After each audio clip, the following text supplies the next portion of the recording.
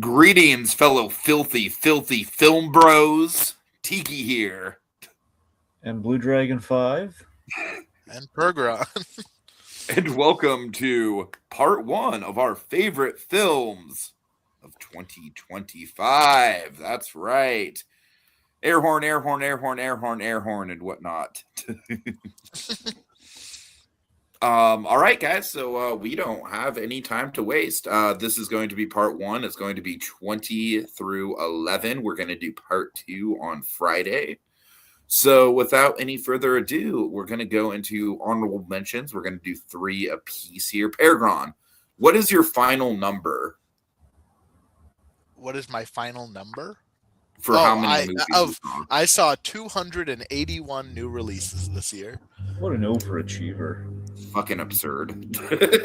I was way behind my 365 goal, so.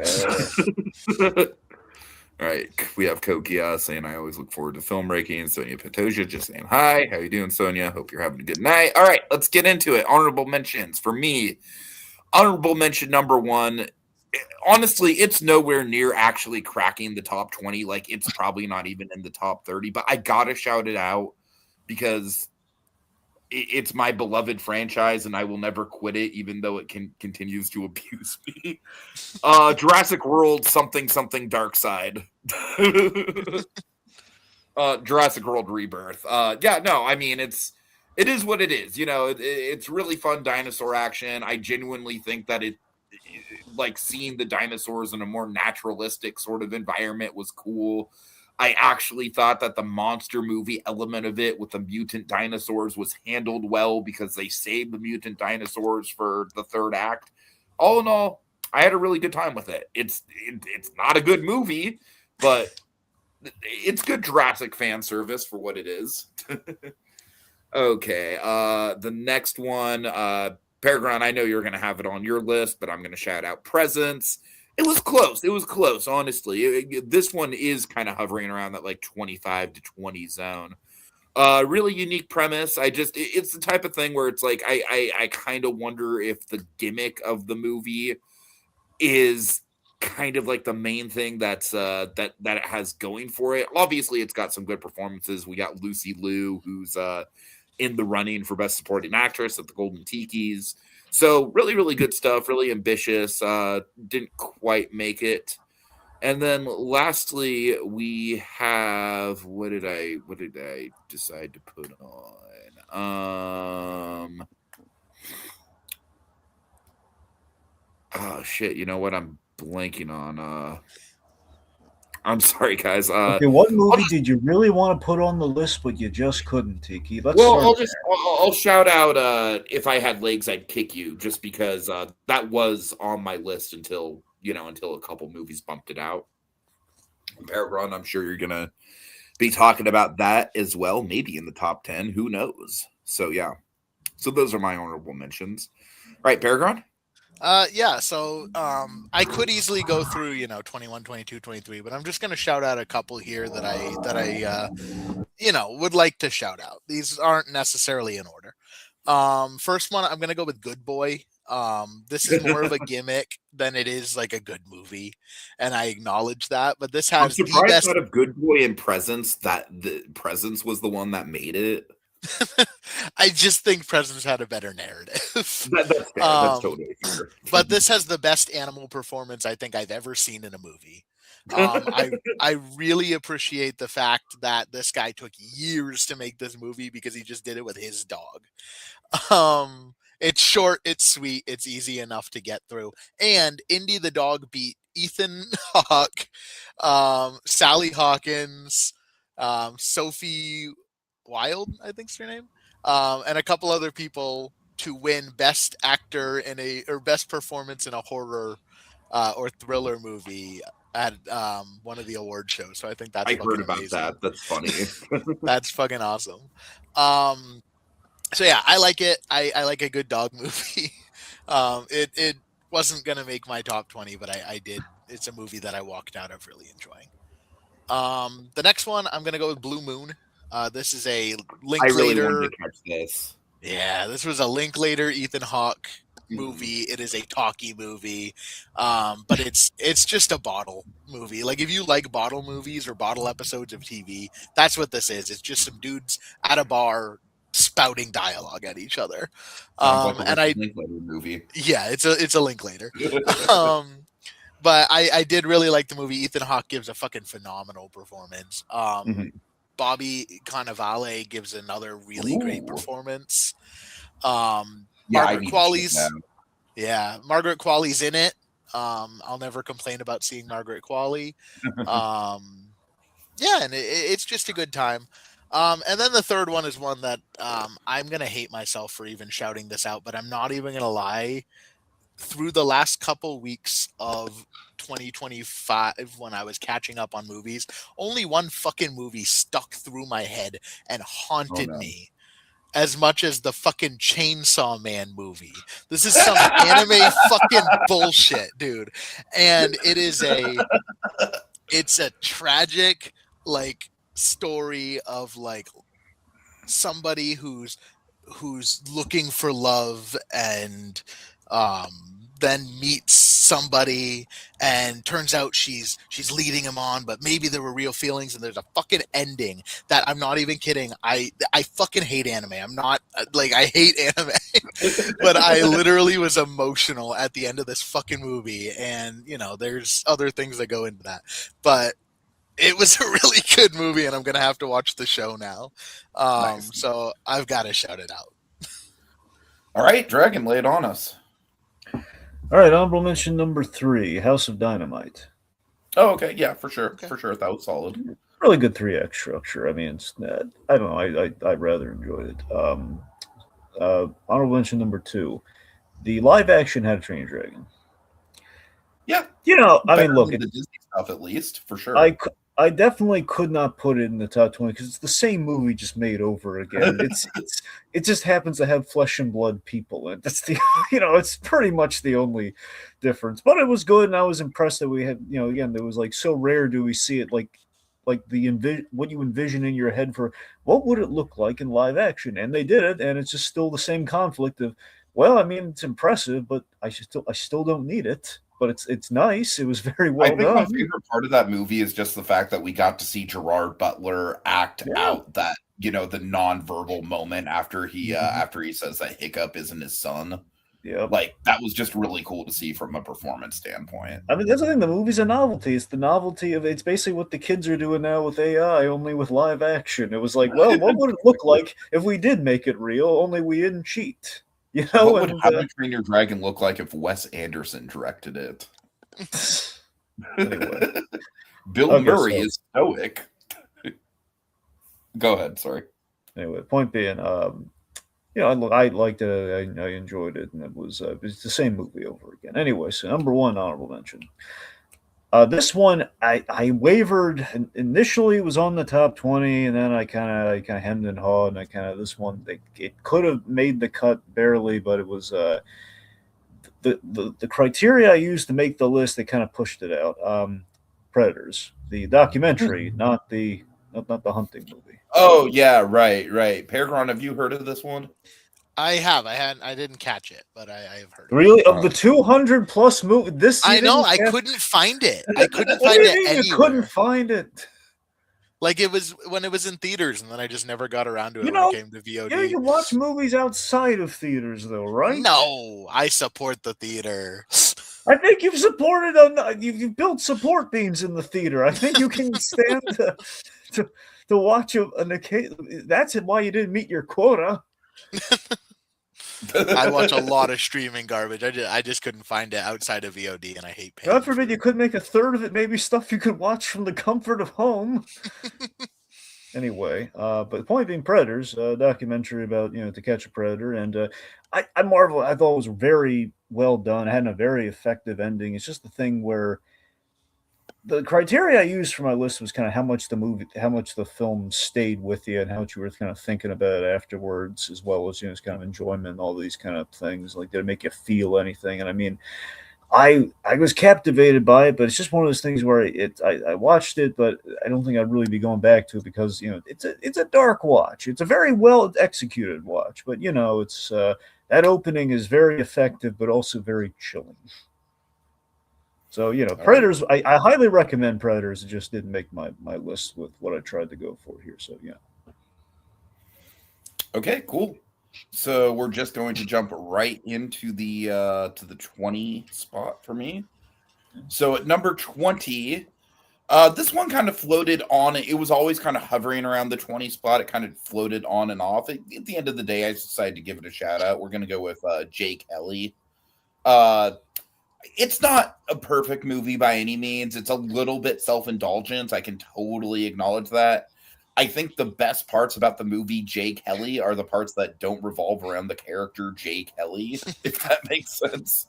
I love Adam Sandler in this. That's honestly the main reason I had to put this in my top 20. I think Adam Sandler, like, the movie itself is probably not really going to stick with me that much. I think the plot is a little bit meandering. I think we spend a little bit too much time on that fucking train, which honestly, it's not the first George Clooney movie to have way too much screen time devoted to a train.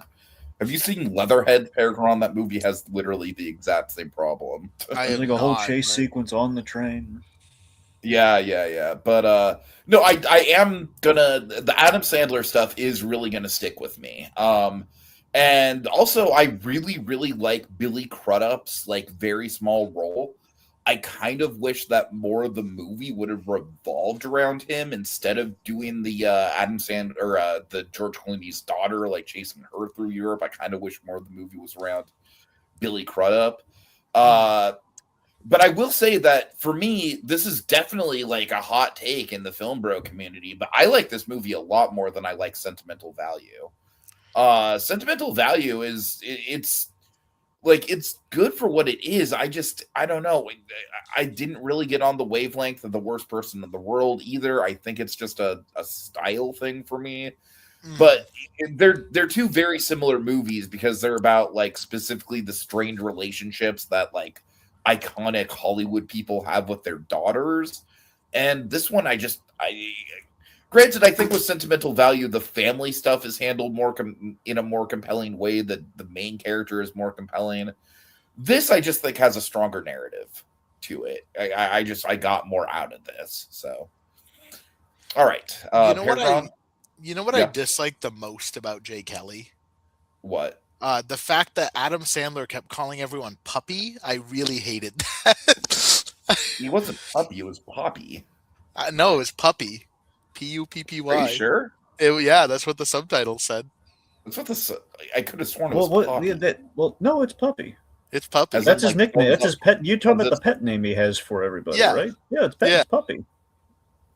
I could have sworn it was as if like as in. Well, why don't you watch with the subtitles? Puppy. A big thumbs up from Poppy. No, it would be great. It would make no sense, but it'd be great if it were Poppy.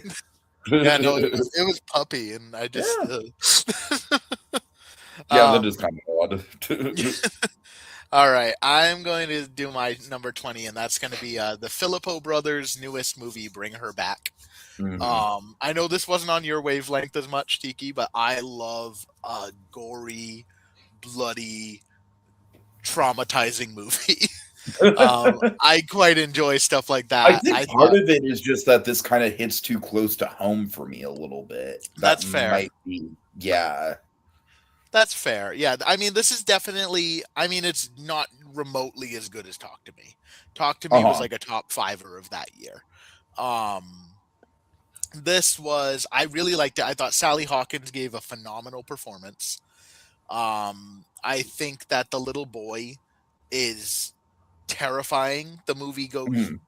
It really is that one scene in Talk to Me, just stretched out. The whole movie, which is my main problem with this movie. Right. And if that's not your thing, I completely this is not a movie I would recommend to most people. But I also wouldn't recommend Talk to Me to a lot of people. Like, I know a lot of people that I'd just be like, yeah, not for you. I would recommend Talk to Me to a casual horror fan. This, it's almost kind of like you have to be into the more deranged side of horror. Yeah. What I really liked about this movie, and light spoilers, for all, at least what I talk about, The year's over. Get over it. But what I really liked about this movie is that it didn't go full fucking cult horror. I'm so tired of cults in horror movies. It kind of looked like it was leaning that way, and they very much said like no. Like yes, there is a cult aspect to it, but she's not in the cult. She's just like bought this like self-help thing. And now she's trying it out. So I really appreciate that it didn't go full cult because I'm so tired of cults in horror movies. Did Hereditary and Midsommar kind of kick off that trend, at least in I a think modern at least for like A24 style. Yeah, yeah. Which those movies can get away with it because they kind of started it. But this year we And they're got shit fucking like masterpieces. right.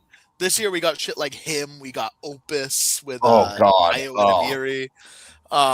So by like, the way, Him, I would still consider him to be my number one worst of the year. That was a fucking miserable theater experience. It was pretty bad. But yeah, so Bring Her Back. I mean, it's the type of movie that you know whether you're gonna like this or not just by hearing "Little Boy Chews on Knife." If that doesn't sound like a movie that you're going to enjoy, then don't watch it because you're not going to enjoy it. But for me, as a very like deep horror fan, as someone who takes a lot to really scar me and really bother me, I think the Filippo brothers have a really good handle on practical gore effects. I think they have a really good handle on what makes things scary and gross and icky. And I look forward to continuing to follow their career. Cool. All right. Dragon. Really quick, Kogias says 2025 didn't have as many films that I felt interested in seeing some recent years, but it did have K-pop Demon Hunters, which is one of my new favorites. PerGron, you want to tell Dragon the fucking muscle job we did to keep K-pop Demon Hunters out of the Golden Tikis? We had it in there in a special like in the wild cards, and I ended up putting in 2 fucking bullshit anime movies to keep it out.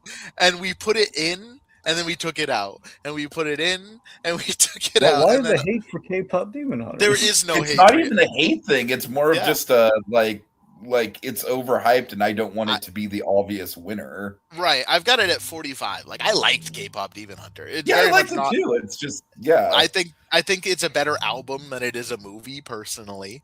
Like, I think it's the very music much is a movie that is not made for me. Yeah, like it's just I am a 26-year-old straight man who has never listened to K-pop beyond like Gangnam Style. So like it I liked it. It's just I think we were just doing some fuck shit that night, honestly. Okay, Diaz, I hope you're exaggerating not having Smurfs for comedy too. I know you like Smurfs. It's in parentheses. He is exaggerating. Yeah. All right, Dragon, what is your numero 20?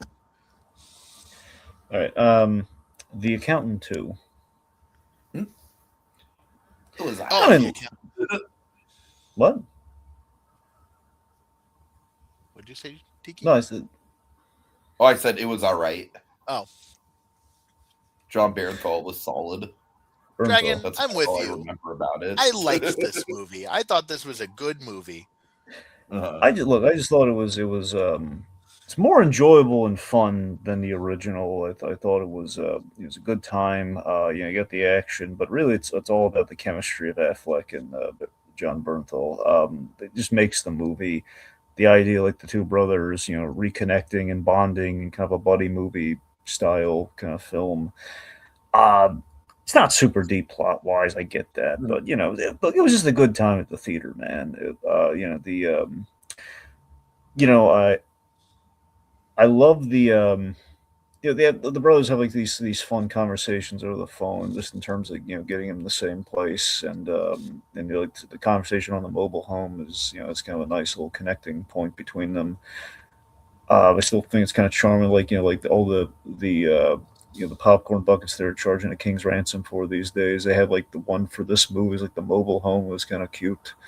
I don't know. I think one of my favorite bits in the movie is like Affleck, as Christian Wolf. He, he's interrogating somebody, basically he's with the law enforcement agent. He's basically interrogating somebody at like this. I don't know if it's like a slaughterhouse or what, some like a meat packing plant, and that's just the way it goes. Using his accounting, know-how to interrogate, and then of course turns physical. It's just great. I'm bummed we wrote out J.K. Simmons. I will say that. I know the movie kind of needed it, but it still felt like it's a shame because J.K. Simmons. But look, overall, it's a fun one. That's why it's kind of the number 20 spot. I didn't really have a really good reason, but in terms of like, it was a memorable theater experience. Just kind of the light and breezy kind of way. So I think it earned a spot. Fair. Which again, just yeah. So all of our criteria. Should we go on with that before we get out of the number 20 spot? Real quick, could I just read you my my review for The Accountant 2? It's one sentence. I said, John Bernthal is quite literally the coolest person on earth, and I will hear zero debate. This movie, he was fucking awesome. Okay, real quick, have you watched this new show yet? I haven't. He's really good in it. I'm really bad about watching TV. It's 6 episodes. I know, I'm really bad about it. Anyway, but yeah, so like I said, criteria overall for mine at least was it's kind of like there's quality, there's kind of how much I liked it, but also it's kind of like just how much the experience and how much I was thinking about it afterwards, like looking back on the year full of movies, like which ones were stuck with me throughout the year by the end of it. So what about you guys? What's your ranking criteria for these? PerGron? I liked them. That's kind of my criteria. A lot of it comes down to just movies I liked. Well, I actually put thought into this Dragon. Dare I ask, Tiki, what was your criteria? It's the same criteria I use every year. I kind of have like a 3-way split between like the craft of it, the acting, the filmmaking, the cinematography, sound, music, all that. How good was that? The rewatch factor, how much am I going to personally enjoy it? How much am I going to go back to it in the future? How much have I thought about it since it came out? And then cultural impact. Okay. So with that in mind, I have a movie that is not very rewatchable and did not have a lot of cultural impact, but it fucking floored me from a performance point of view, which is Die My Love. And PerGron, I think it's fair to say that this and Talk to Me are kind of like our sort of they're very similar movies in our list as far as very, very abrasive, negatively toned movies. But Die My Love, yeah. Oh, sorry. Yeah. 1 second. Thank you.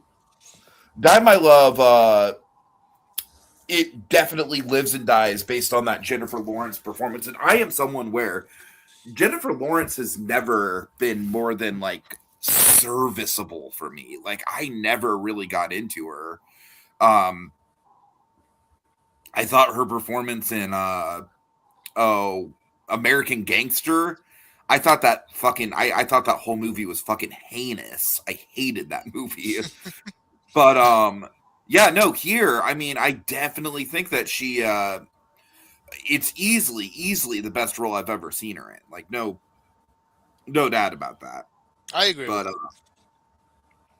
I mean, it's just beyond the best role I've seen. It's straight up one of the most feral, scary, unflinching depictions of mental illness I have ever seen depicted on screen. It was very harrowing for me. In high school, I dated a girl who had pretty severe depression issues, and not as severe as this, of course. It wasn't to this level, but I could very much relate to Robert Pattinson's character of oh shit, anything I do, she could go off the deep end at any minute, and I'm kind of I could relate to that plight. Like I said, it's not really a great movie. It's not anything that I don't think I'm probably ever going to rewatch it just because it is very abrasive. But that initial viewing, though, that whole, it really, really got me into the headspace of that couple. And also one of the best needle drops of the year with In Spite of Ourselves. I Yeah. love the way that song is used in this movie. So, yep. All right, PerGron. My number 19 is going to be Presents. Yeah, this was it was a January release. Like that almost never sneaks onto my top fucking anything. Fuck you! It's January. I'm also not a giant Soderbergh guy. Never really have been. You're a medium-sized Soderbergh guy. Yeah, I'm like a medium. Don't need the large, too much sugar. But yeah, I liked Presents a lot. Like I remember sitting in the theater and thinking like, okay, it's a gimmick. I like, whatever. And then the ending happens and it remains probably one of my favorite endings of the year. You caught yourself because of Hamnet. Yeah, I did catch myself. Don't worry, we'll talk about Hamnet on Friday. He'll have the Hamnet on rye. Yeah, Hamnet on rye with a side of soda, with a large Soderbergh. Yeah. With a medium, with a medium Soderbergh. But yeah, I mean, the ending of this movie is just phenomenal. Lucy Liu's acting in that moment is just phenomenal, and ultimately, like it. A lot of people didn't like this movie because it wasn't horror. And it was sold to them as horror. And I think the marketing department did a fucking horrible job marketing this movie because they're like, they made it seem like a scary movie, and it was not a scary movie. Scary in like the existential way. But I had a lot of fun like piecing together like what was happening. I thought the actual twist was handled really, really well. And it was the way that it played around with time is pretty original for a ghost story, which I really appreciated. I love when ghost stories play around with time. That's why I fucking love Haunting a Hill House. I love that aspect of ghosts, and I think that this movie absolutely killed it. And while I couldn't put it any higher, it's a movie that I will return to periodically, and it's something that I think more people should watch, just knowing it's not a horror movie. It's a ghost story, but kind of like A24's A Ghost Story. It is very much... It's a much better version of that movie. Yes. But I remember going into that and being like, that's not horror. If you go into this, just know, like, it's I don't not think a that horror movie was trying to sell itself as a horror movie, though. That's true. All right. Cool. Dragon, you're 19? Thunderbolts, asterisks. Okay. Nice. I'm actually surprised that's not in your top 10. No. Look, honestly, it kind of pains me not to include Captain America: Brave New World, but at the end of the day, and I were wondering about that. Honorable mentions. Well, here's the thing. I thought about that. I even thought about the honorable mentions thing. But at the end of the day, Captain America: Brave New World. The problem is, best part of that movie, but it was spoiled in the marketing, and that's all that movie really has. And everything else is like it's a lot of delays and a lot of waiting for the action to really happen. The point being, the movie's unfortunately flawed. There's good elements to it, but good consciousness. I couldn't put it over Thunderbolts. At the end of the day, I can't just put a movie on a list just because I like the third act. So I couldn't. Cap didn't make the cut, unfortunately. It pained me to do that. I had high hopes for it this year. The year that Winter Soldier came out, did you ever think that a Captain America would come out that wouldn't make your top 20? Yeah, no, I did not. I did not. Times we're living in. Okay, I'm starting to feel guilty about the list now. So great. Anyway, so look, I with Thunderbolts, of course, I love the director. I love Jake Schreier for his TV work, especially Kidding. We did some of the best episodes Kidding. I think he brought an understated style that that really helped kind of sell the band of misfits kind of angle that we had with the Thunderbolts. And again, in some sense, really, right now, Marvel's been struggling with kind of director vision and everything. And I feel like Schreier, he brought just enough, because again, he's used to this being a TV director, where a lot of it's kind of the showrunner and the writing staff kind of like really kind of flourishing. But again, in some cases, the director does shine, like with the Albuquerque verse shows. And, we kind of had that with Schreier, and we kind of have that here a little bit, where this feels a little different from what we've been getting with the MCU and kind of the non-huge, like, tentpole kind of things. Mm-hmm. I think the story clicks really early on, but at the end of the day, and the reason this isn't like higher or anything is that ultimately it lives. And the reason I was in conflict over the Thunderbolts, whether it was even going to make the list, and then the whole Cap thing, is that it lives and dies to me by the Sentry. Now, I don't like the Sentry as a character, just in general. I agree. But the way they adapted him, I think, is the best way they could have adapted that character. And my hope was it would sell me. And at the end of the day, it doesn't sell me on him, but it sells me on him being adapted. Like, well, that's the scene in which the Sentry does this thing is like, that's the best way you could have done that. But by the same token, though, it breaks the universe, and that's why I didn't want it in the movie. I mean, to be fair, fucking Goya already broke the universe. Anyway. Well, yeah. But you see what I mean, though. It's like the Sentry is like the definitive overpowered Marvel character. And we brought him into the MCU, and we just showed like there's an incredible sequence in which the Sentry does his thing. But after that scene happens, you realize, well, he's unstoppable, and that's kind of a problem, and we have to come up with ways to not invoke him. And then we have the Void, and I hate the Voids. I mean, the effect on the Void's great, but just the presence of the Voids, you see what I mean? It's like there's a conflict with the Sentry that I still have trouble getting over, but everything else in the movie I think goes pretty well. Like, I love Red Guardian.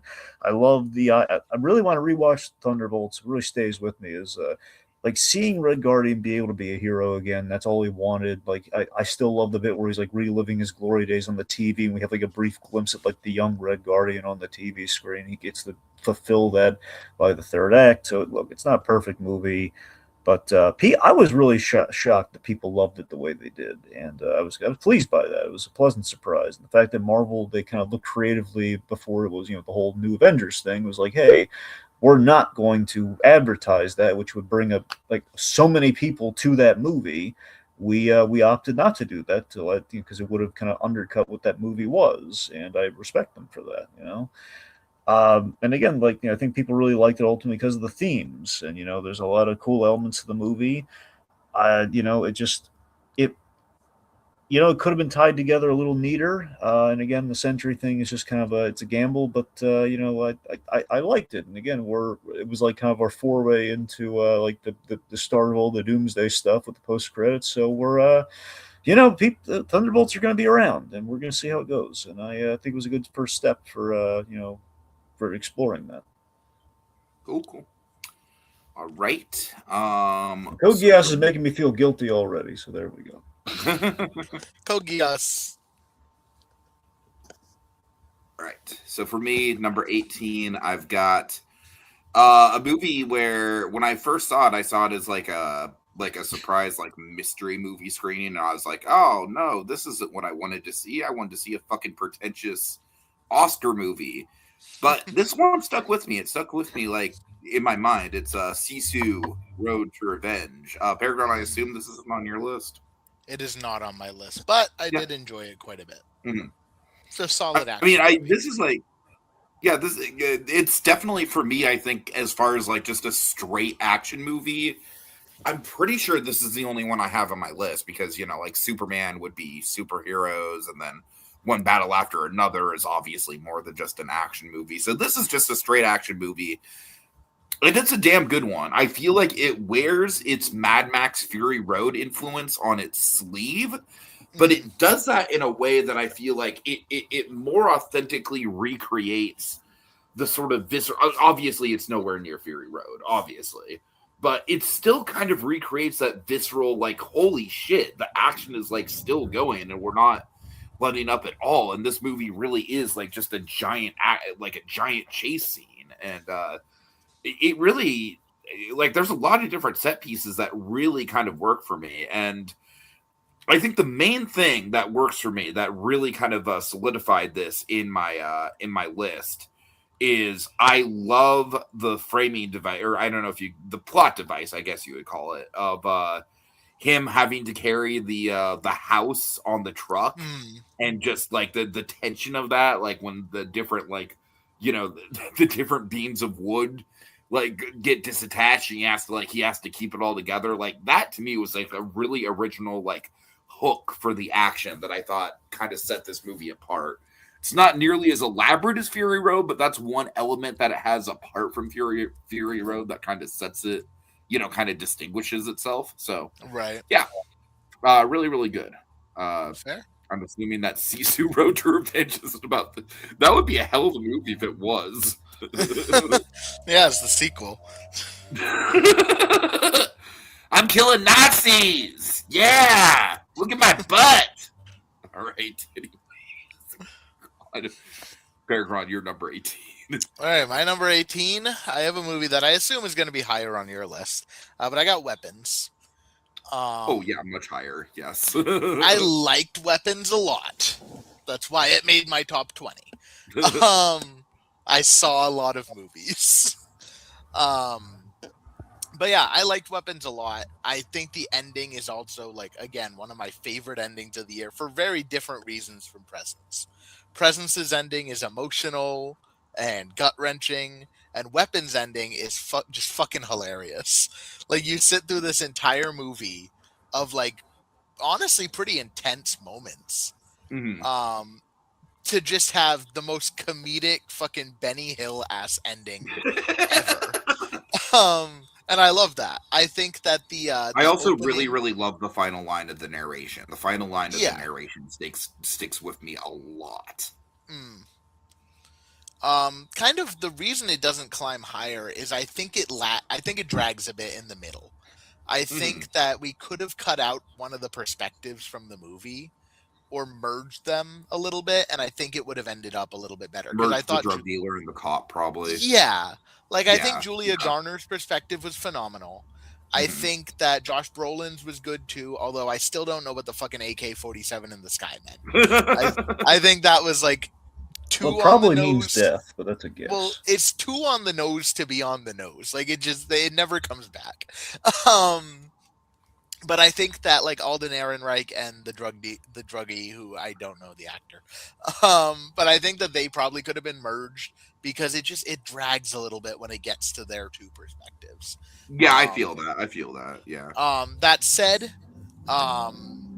who's the woman? I'm blanking. Yes, Amy the woman. Madigan. Amy Madigan. Is she phenomenal. Might just fucking win an Oscar, dude, and I am genuinely so she for might. Like, she is so good in this movie. The makeup on her is like, at first I thought it was a clown. I'm like, it's a clown? What the fuck? But this is a lot of fun. Like, Zach Kreger, I was not a fan of Barbarian. I didn't like Barbarian. I was looking forward to Weapons because it was like the big summer horror movie, but I kind of didn't expect that much out of it because I'm like, I don't really like Barbarian. But now I'm like kind of on the Zach Kreger train. I think he has the mix of comedy and horror really well. I think there's some genuinely unsettling moments in this, like when Julia Garner's character is asleep outside of the house. That's the classic moment. That's the classic moment. Yeah. And like the door opens and the mom shuffles out. Like, that's fucking really eerie. And it goes on way longer than I thought it would. Like, there's a moment where that was the moment both times I saw it in theaters had like the electric audience reaction to it. Yeah, I really thought they were going to cut. And when they don't, I mean, they do cut. But when they don't cut the camera, I was kind of shocked. Yeah, I think Weapons is, I mean, it's one of the 2025 movies that I think will go down in history when you think of this year. Totally. I think Weapons is one of those movies, and I think it's a must see. Even for, like, even you, Dragon, I think it's not horror to the point that I'm think sure Dragon can handle it, actually. Yeah. I think there's like moments of it that maybe wouldn't appeal to you, but I think overall, I think this could be I think this is one of the movies that you could probably handle, Dragon. All right, so Dragon, you're number 18. Wallace and Gromit: Vengeance Most Fell. I never did get around to this. I'm terrible. I Yeah. I'm a forgot. fake I watched animation this one. fan. That was like January 3rd for me. Fuck you! It's January. Go ahead, Dragon. Anyway, so I really debated where to put this one. It's kind of all over the place. Honestly, the bottom five were the really hard part of the ranking. So look, it's not as good as Curse of the Were Rabbit in my opinion, but it's very solid follow up. It's a good Wallace and Gromit movie. It's good follow up and continuation to The Wrong Trousers, but it does not I don't think measures up to. It does, at the end of the simple, we have a train sequence in this movie, but let's be honest, does not hold a candle to the miniature train sequence from The Wrong Trousers. Let's be honest. Mm-hmm. I'm just saying, I still marvel from an animation perspective, just how apparently it's not as difficult a trick, but it's just the effort that is put into it, the frame rate and everything, like Gromit laying out the tracks from The Wrong Trousers in that chase, which I still marvel at to this day. But anyway, so there's just you're never going to be able to top that in my book with Wallace and Gromit. But anyway. But this movie, it's a celebration of Wallace and Gromit. It's got all the hallmarks there. It's got a great. This one's very much for the fans. It's got a great third act. With its scale and tension, and it's very funny.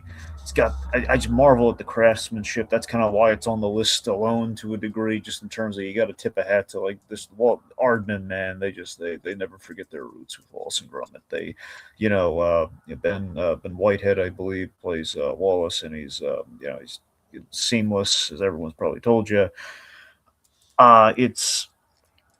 There's a bit of a commentary on the reliance of smart technology via the classic just kind of Wallace invention, which in this case is Norbot, which is basically a garden gnome robot, which is kind of a smart gnome of sorts. Mm-hmm. Just funny. It's doing household chores and everything, and the Feathers McGraw, he kind of he gets his hooks into him, and chaos ensues. But look, I appreciate it. It just didn't stick with me like a lot of the others on the list did. But it was, again, this is what animation's all about, man. In terms of the stop motion, this is the kind of thing you want to do, and this is the kind of thing we need more of. So Wallace and Gromit, of course, that tip of the English cap to him, and a little pint of Wensleydale for him. Just to answer Kogias real quick, it premiered in 2024, but it wide released in 2025. That's the thing. There's also a bit of that, so it's a bit of a cheat with the whole UK, the English, the I US count thing. it as a 2025 movie, so I'm with you, Dragon. Yeah. So I mean, at the end of the day, I always get ticked off over the whole the film festival. But to me, I've reached the point that I know this isn't quite the film festival. I'm just in general though. But if it comes down to it premiere at a film festival or Annecy or whatever, I was like, okay, well, who else was able to watch it though? Okay, right. That's the thing. Okay, not everyone was able to watch it. That's the point. What's funny with that, PerGron? I'm sure you're on the same page as me, where it's I keep hearing all this shit about Nirvana, the band, the show, the movie, how it's just a fucking masterpiece. I'm just first of all, I'm really? But it literally premiered nowhere in 2025 except for film festivals, and yet all these people are putting it as one of their best of the year. I'm no, when that movie does come out, I'm sure I will enjoy it, but it will be a 2026 movie. Yeah, I even considered, is this thing on a 2026 movie for me personally? So yeah, that's a stretch. I'm loosey goosey with it. I get what you're saying, but yeah. You know what the release date was for Is This Thing On? It was December. Very limited release around Christmas. Yeah, and then wide release this last weekend. So. But it opened pretty wide. I mean, the fact that we didn't have to wait. It opened. Yeah, it opened around Christmas in under 200 theaters. So that's kind of why we can all have our loosey goosey systems. But Dragon, I'm with you. Adora was kind of the same thing last year. Yeah, but I saw it in 2025. Okay, fair enough. Or 2024. Anyway. I didn't count The Brutalist, though, which I did see in 2025. Adrian Brody sheds a single tear. Yeah. That was a 2024 movie. Adrian Brody literally gets raped by the American dream. Well, Adrian if Brody you- gives a 45-minute Oscar acceptance. Someone takes the Statue of Liberty, bends him over, and it's a whole anyway. Honestly, Dragon, you're not too far off. That's probably a little more subtle. Wait, so they don't use the paperweight? They use something else? Yeah, that's almost a little too subtle. Yeah. That was subtle?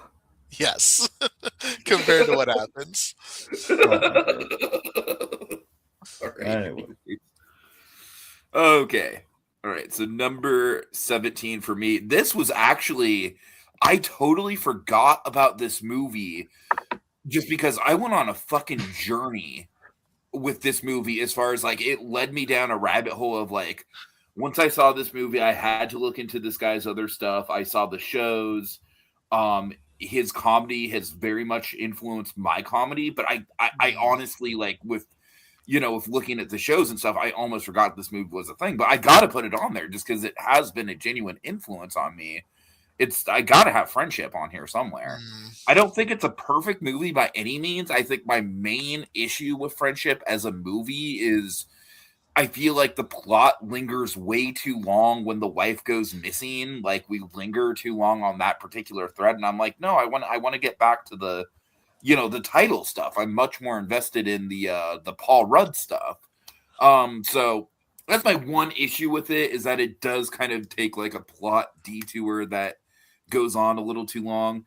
But this movie introduced me to Tim Robinson, and Tim Robinson is like, I mean, he is like my guy. That's crazy to me. What, that this movie introduced me to him? Yeah.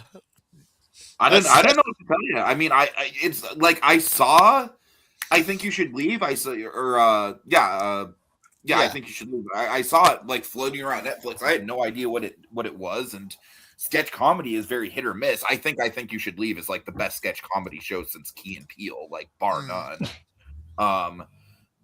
What do you think of the Chair Company, PerGron? Because I didn't really vibe with the Chair Company as much. Yeah. I liked certain elements of it. I just thought it got a little too convoluted for its own good.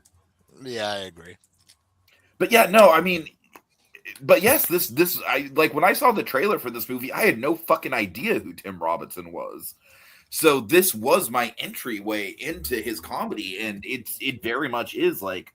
I mean, I'm trying not to like just straight up rip off his style, but I'm very much inspired by his style. I'm very much inspired by kind of like the dry sarcasm mixed with earnestness and kind of like elevating everyday situations to ridiculous levels. And that's what this movie does. And it's very good. I think Paul Rudd is almost unrecognizable in this movie. Like this movie is so against type for Paul Rudd. I think really, really cool to see him do. Yeah, of the 3 Paul Rudd movies that I watched this year, the other ones being Death of a Unicorn and Anaconda. This was the most likable Paul Rudd performance, which is funny because he's supposed to be the unlikable one.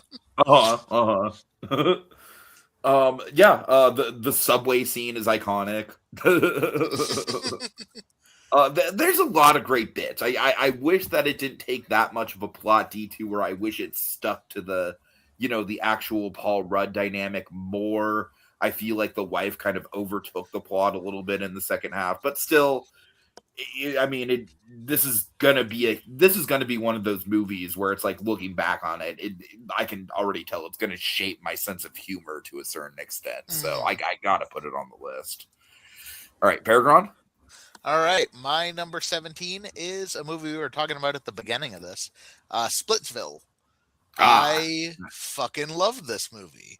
This came out of absolutely nowhere and just kind of floored me with how much I enjoyed it. Like, I'm not normally a huge like rom-com kind of guy. Especially cheating. Like, this is not your type of movie at all. Yeah. Like a cheating rom-com. Like, this was very much my kind of the antithesis to what I typically enjoy. But I went to see it because I really like Dakota Johnson as an actress. I am one of the people that will stand beside her even beyond like her role in Madam Web.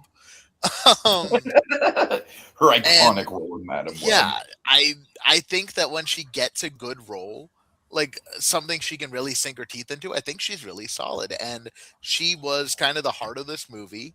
I think that the two guys who I've never seen before in anything were fucking hilarious. I This really is like when a comedy can do that, though. I really like when two actors can kind of come out of nowhere. yeah, It almost makes it even funnier because they just feel like real people. You know, you have no attachment to them from other right. projects. Like one of them reminded me a lot of Nick from New Girl, but I think that was just like his goofy kind of character.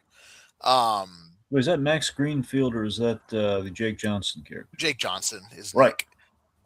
Um and one of them directed the movie too. Like Uh-huh. I guess they're buddies. That's And another thing that this movie has in common with Twinless. Like this movie and Twinless are weirdly like yeah, sibling movies in a lot of ways. yeah. But yeah, I mean, I had such a good time with this. You know, another thing that this movie does that is very against type for me, they murder What? fish. Oh yeah, right. And they make a They- meal out of that. yes, they do. But yeah, I mean, the fight scene in this movie is fucking iconic. The fight scene in this movie is straight up one of the best scenes in any movie this year. Yeah. Easily. This is a movie that just slipped under the radar. I never hear anybody talk about it. It feels very against what I normally would enjoy, which means that like my praise for this is you just go watch it. Mhm. But yeah, I mean, I thought Splitsville was great, and I'm glad you ended up catching it. Yeah, definitely. All right, Dragon. All right, number 17, The Day the Earth Blew Up. Nice. This All is right. pretty close to my placement here. Yeah, and again, it's kind of hard to place a lot of these. So it's a This victory. one was one of the harder ones to place for me. I'll give you that. Yeah. So it's a victory. This movie was released and it did well. I guess well enough. Like it made maybe like $1 million over what the budget was, which is just enough to at least allow us like the viability of the Looney Tunes. I'll take it as a win. Whatever gets us Coyote I know. versus Acme. That's the thing. It gave us Coyote. This was the proof of concept for Coyote versus Acme. That's all I care about with this. So that's good. Okay. But the good result is in the interim, though. This is an awesome throwback to the Bob Clampett era of Looney Tunes, and I don't even like the Bob Clampett era, but I was wowed by it. I was impressed in this. They executed so well, and this is a really faithful tribute to like an era of Looney Tunes and that animation style. Even if it's not Chuck Jones, it's great. I love my favorite part of the movie. I think is the we gave musical number to the age old kind of like cartoony trope of push the button and pull the crank. I just love that we went big band with him. We expanded it, and that was great. So honestly, it was very serendipitous because I forget. I think it was this year, early this year, like after like circa. It was before the movie. It was before. I guess this movie came out. When did this movie come out? Like April in theaters or Something like that. Yeah. So. Yeah, March. I think it was March. There you go, March. So honestly, around the same time, because of the buzz with this movie, I bought Duck Dodgers on Blu-ray, and I was just rewatching it. I remember how much I loved Which is Duck the Dodgers. only way you can fucking see that show. Sadly, yes. So, but it's worth, folks. It is worth. Again, own them physically, man. This is the one you want to own physically. Anyway, point being, I love Duck Dodgers, the show, and of course that show is, celebrates the Daffy Duck, Porky Pig dynamic fantastically. So I mean, it's a pairing that's always on my mind because of that. So this movie revels in that. I mean, it's the second most iconic Looney Tunes pairing you could have, short of like Bugs and Daffy, Mm-hmm. But I tell you, Farmer Jim, just bizarre, Farmer hilarious. Jim was the best part of this movie. just bizarre and hilarious. You know what, PerGron? I actually kind of realized we sort of snubbed Farmer Jim from Best Cameo. That's true. But was he? He was an original character, wasn't he? Yeah. Yeah. Oh yeah, for this movie, yeah. So I wouldn't call that a cameo. No. The fucking one rotoscope shot of him fucking Yeah.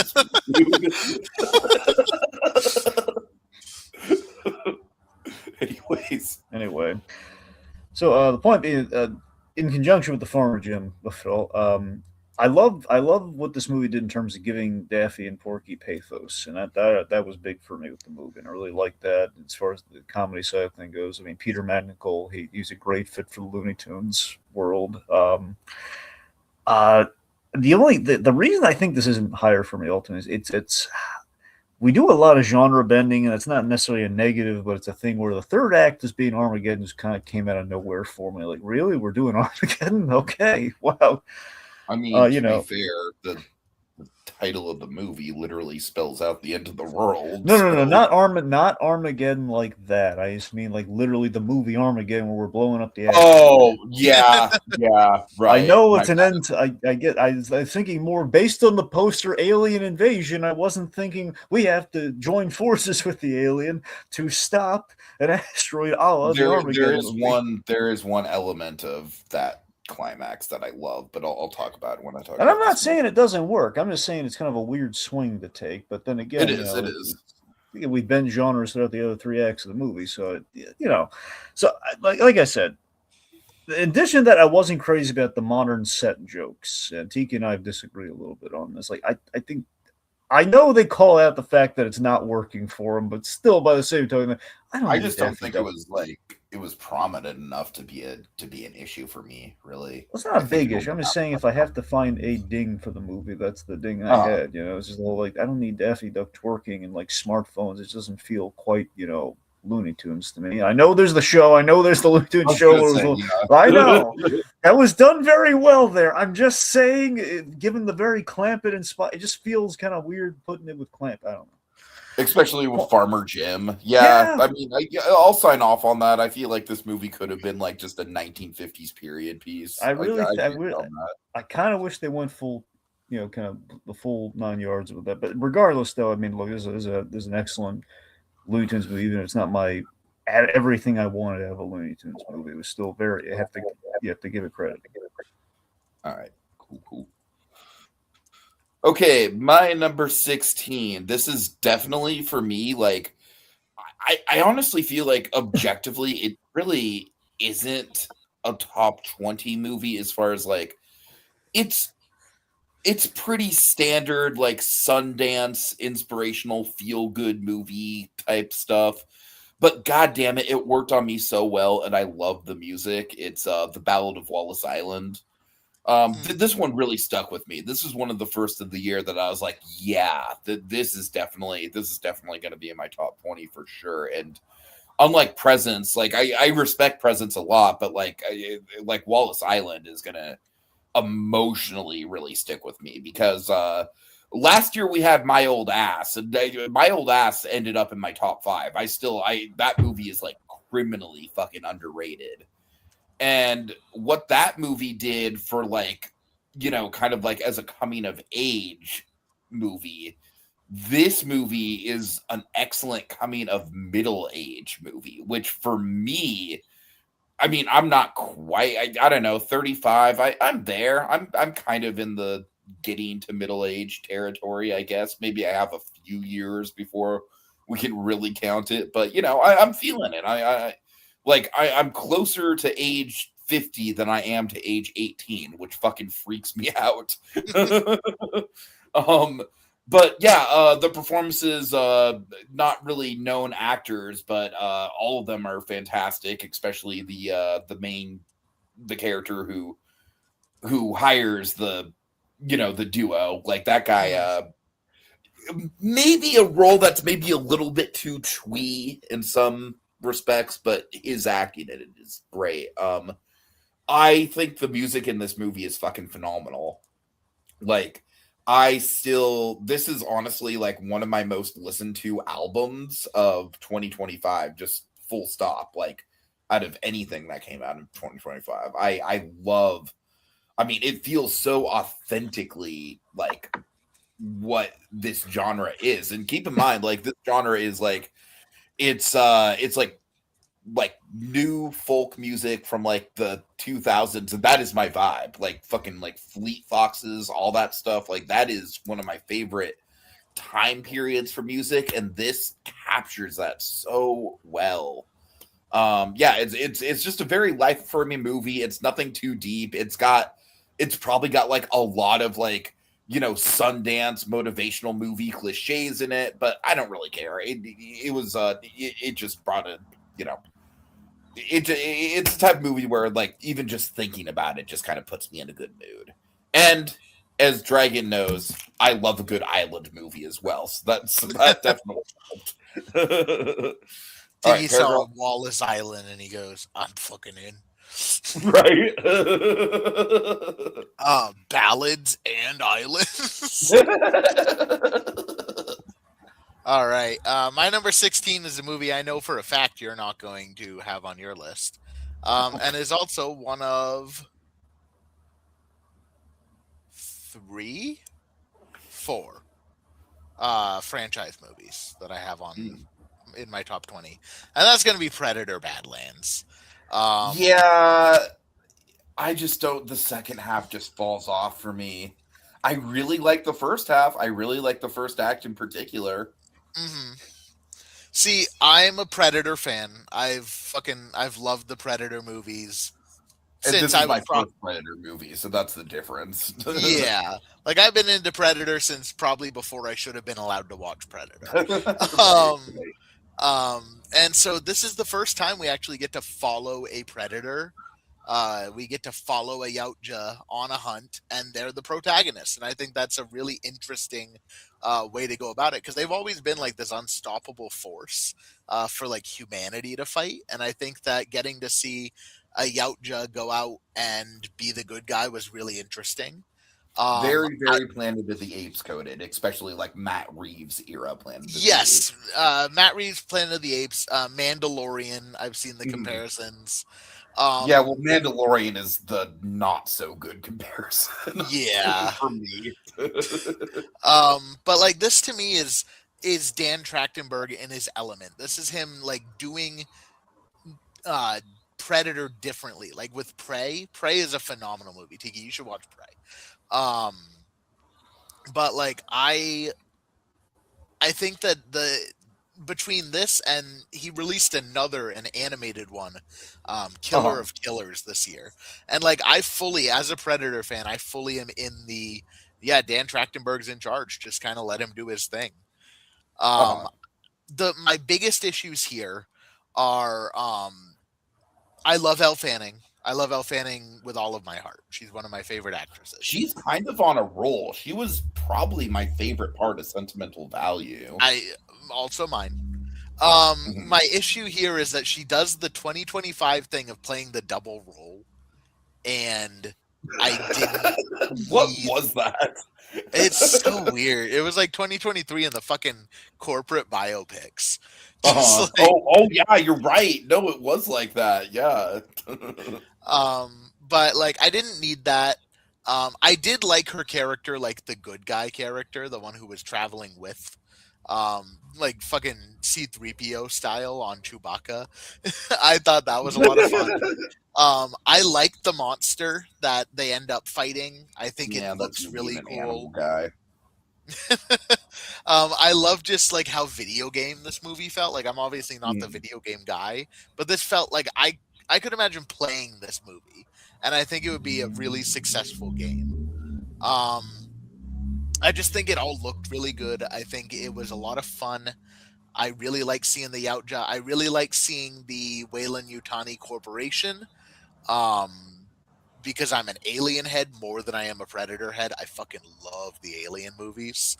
I don't mind that we had the crossover. I thought the crossover was cool. I just think that when we changed the setting from like the really cool, almost like Pandora, but more dangerous kind of vibe, like now we're on a fucking military base for the rest of the movie. That's fair. That's why it's down here.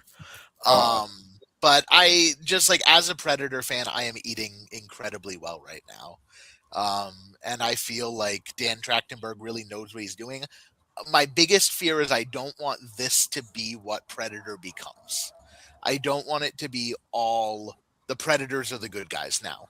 I really want them to continue making things like Prey, things like Killer of Killers, things like Predator, where the Yautjas are the hunters and they're the ones you have to avoid. And if we do a Predator Badlands kind of mini series within the franchise following this one Yautja, I would be content with that. But I just don't want every movie to be, oh, the Yautja's the good guys now. Like that to me is antithetical, but I am happy that we got this one, and I wouldn't mind a sequel to Predator Badlands. Cool. All right, Dragon. All right, Roofman. This one I contemplated putting in there. Yeah, same. Honestly, I respect it a lot. I really do think it's quite good. I did not think I was going to like Roofman nearly as much as I did. Mm-hmm. Yes, I mean, this was like one of my big anticipated biopics. I mean, it was an anticipated biopic from like ever since I saw the trailer. I can't say from the start of the year, but when I saw the trailer for this, I was like, wow, that looks really good. It was an interesting story of basically a thief with the code who cared about people. Channing Tatum, I think he was I think he was great as this conflicted, clever man at a crossroads, and I really like how he represented kind of that crossroad choice of like how bad do you want to be in this situation? Like are you really a criminal are you going to cut and run when the hard choice comes down to it? Mm-hmm. I mean, it was a hat trick. I tell you, it was a hat trick of the mitigating factors of crime that we see often in things. It's like we often will be siding with the criminal and just seeing kind of that, but then we kind of have that moment of realization, where it's like, like we see a guy who's like he's stealing and he's doing bad things out of desperation, but he's trying to do it in the most non-violent, not kind of like way in which it hurts and inconveniences people as minimally as possible. Just it's very refreshing from the usual fare that we see. He's not too again. He's walking the moral gray line very very interestingly. I mean, there's the fun setting of Toys R Us. In the early 2000s, it's kind of a Christmas movie, which is kind of fun as well. They recreated it like so authentically. Yeah. Yes. I mean, I'm not going to say it was like the only reason, but I mean, it kind of it's helped revitalize Toys R Us a little bit more so. So I mean, that's a big benefit of the movie. I mean, Toys R Us is kind of been slowly coming back, but I think the publicity of this movie, I mean, it did kind of help a little. Mm-hmm. Not saying it was like a massive thing, but they did like a lot of press and stuff in which they would, they did things inside the Toys R Us, and technically, I think.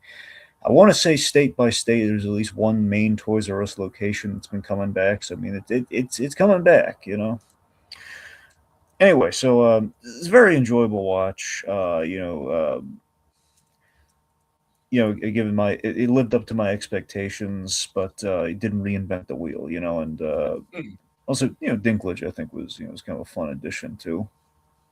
Sure. Yeah. All right. Okay, so let's see. For me, actually, I have to check this. Sorry, 1 second. Okay, that's what I thought. Okay. Yeah.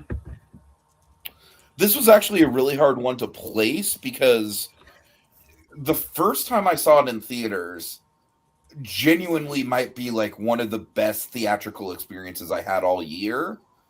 Unfortunately, even one rewatch, I was kind of just like, okay, this doesn't necessarily play as well on a rewatch once you know the gags, but I still got to give it up for The Naked Gun. I think The Naked Gun still did such a good job with reinventing the screwball spoof movie.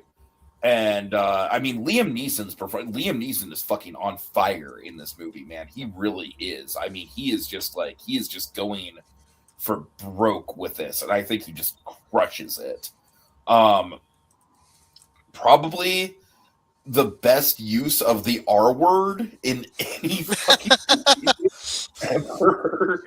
I was taken so aback by that, and in a good way. I was just like, oh man, like they went there, and it's great. It's fucking hilarious how they do it.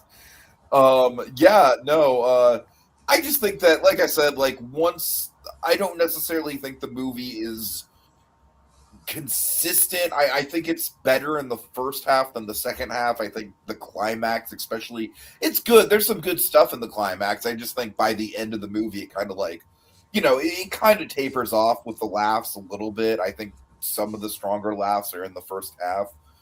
But I don't know. I don't necessarily see this being a movie that I will rewatch all that much, just because, like I said, like once you know the gags, it's kind of wears out its repeat value a little bit. But it's still a really fun time, and I still like I said, easily one of the best in theater experiences of the year for me. Just getting that crowd interaction, like I don't think I've had a crowd go as like react as strongly to a comedy since probably since the last Jackass movie. So I really, really love those kind of like in theater crowd experiences. I kind of live for them. So this movie really really scratched that itch. Fair. All right, PerGron. All right, my number 15 is The Life of Chuck. This is a Flanagan movie. If you like Mike Flanagan or you watch Mike Flanagan, you know kind of what you expect out of Mike Flanagan. And he does all of his Flanagan things. You see his wife. You see all of his favorite actors that he puts in everything. But what I really liked about this was kind of the backward storytelling. The way that the first act goes is just very different than what you would expect. I saw this as a mystery movie at Regal, and a bunch of people walked out because they were like, "What the fuck is going on right now?" Which fair enough. The second act is just a dance number. That's crazy, and it's like a really good dance number too. And then the third act, you get some like really solid performances from people like Mark Hamill, Jacob Tremblay, more solid dancing. But it's a guy's life, and I think it was a nice slice of life movie with some weird esoteric sci-fi elements kind of at the beginning that do not come back. Do not expect them back. And I just love I love Mike Flanagan's work overall. I don't think there's been anything Mike Flanagan has done that I've hated. There's definitely been things that I haven't loved, like the Midnight Club or whatever it was. Oh God, yeah, the Midnight Club is like that. That's kind of like an outlier with his filmography. Yeah, but like the Midnight Club is that I think it's got one of the most ridiculous uses of Time of Your Life. That I actually kind of lifted that for. I just did a 1 year anniversary stand up set where I sing Time of Your Life super fucking earnestly as like a joke. And that's where I got that joke from, was the Midnight Club. But yeah, I mean, you have your hallmarks of a Mike Flanagan. You have some timey-wimey bullshit. You have all of his actors. You have a Gregory Alan Isakov song at the very end to take you home and make you feel all emotional. So yeah, I thought it was great. You look at this movie and you think it's going to be the Tom Hiddleston movie, and I think he's barely in it. Like he's in it beyond, just has the dance scene. Yeah, like beyond seeing his face on a billboard. Right. He really just has the dance scene. It's more of Mark Hamill's movie than anything. Or like Chiwetel Ejiofor has a great moment at the beginning. Matthew Lillard has a great cameo. Yes, Matthew Lillard has a great cameo. I still think David Dastmalchian has a hilarious cameo where he just goes, "They took away Pornhub, man." Yeah, I really enjoyed this movie. For a long time, it was in my top 5. But ultimately, as the year went on, because this was a rough beginning of the year, as the year went on, it fell, but I still feel like it had to be in my top 20. It was one of those movies that I saw and it really left an impact. I did rewatch it on a plane, of all places. And I liked it just as much the second time, which kind of solidified its place. For sure. All right, Dragon. Zootopia 2. All right, for sure. I If it weren't for the otter character, I would probably like this a lot more than I did. The otter character just really got under my skin. Not an otter. The beaver. Beaver, It's whatever. some Sorry. beaver, Tiki. Anyway. Yes, it was hard to place this one. We get between the big decider of 16, 15. We get to the top 5 and the bottom 5. So Zootopia 2 had to go somewhere. And I remember I was dreading the movie after the botched teaser that we had. But very solid sequel though. I just fear, and I still kind of fear this, that it took so long between the original and the sequel. I think the anticipation kind of faded. I mean, it made a lot of money, but so that's good. It's I just felt like it was kind of almost like not too little, too late. But this is good. But it's just I think the thrill was kind of gone. But the movie itself was very enjoyable. It was I had a nice mystery at getting to the roots of the foundation of Zootopia, which was nice. Love Nick and Judy, as always. It's that's the dynamic you go in for, and we're kind of starting from Nick's there. style in this movie is so on point. Oh yeah. You mean his fashion, or do you just mean in general? Yeah, his fashion. Yeah. Yeah. Not every fox can rock a fake mustache, Tiki.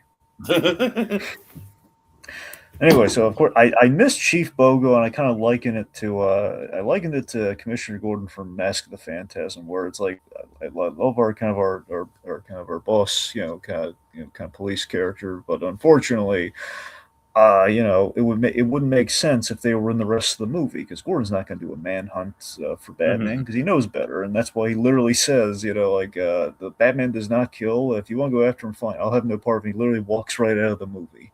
Chief Bogo, it's kind of right. It's kind of similar. We take him out of the movie though, and it's like, otherwise we have no being pursued by the cops if Bogo's around, because he's too smart for it. So, I get it, but it's kind of like the J.K. Simmons thing from earlier. It's like, oh, why do we got to write out the good ones? Anyway, so the big thing I really loved in Zootopia 2, in terms of memorability and kind of things that stuck with me, I love our bad guy, which was a huge upgrade from what we had in the first Zootopia. The Milton Linksley character played by David Strathner. I love that actor. And I just hear him play this character who's just really malicious and just purely, he's just very evil, very basically Logan Roy from. I am absolutely convinced that the Lynx family is straight up just Succession, in the same way that there was literally a you remember cameo in the first movie. Now you noticed the Easter egg about Succession in the casting of that family, right? Macaulay Culkin, yes. Yes, yeah. I mean, they literally do a Shining homage in the I think it's 100% supposed to be the Royce. They literally do the hedge scene from The Shining with the score. I think it's the exact score. Yeah. Anyway, so I love the red line chase sequence. When they're in the tube and they're running out of oxygen while they're trying to chase Gary Snake.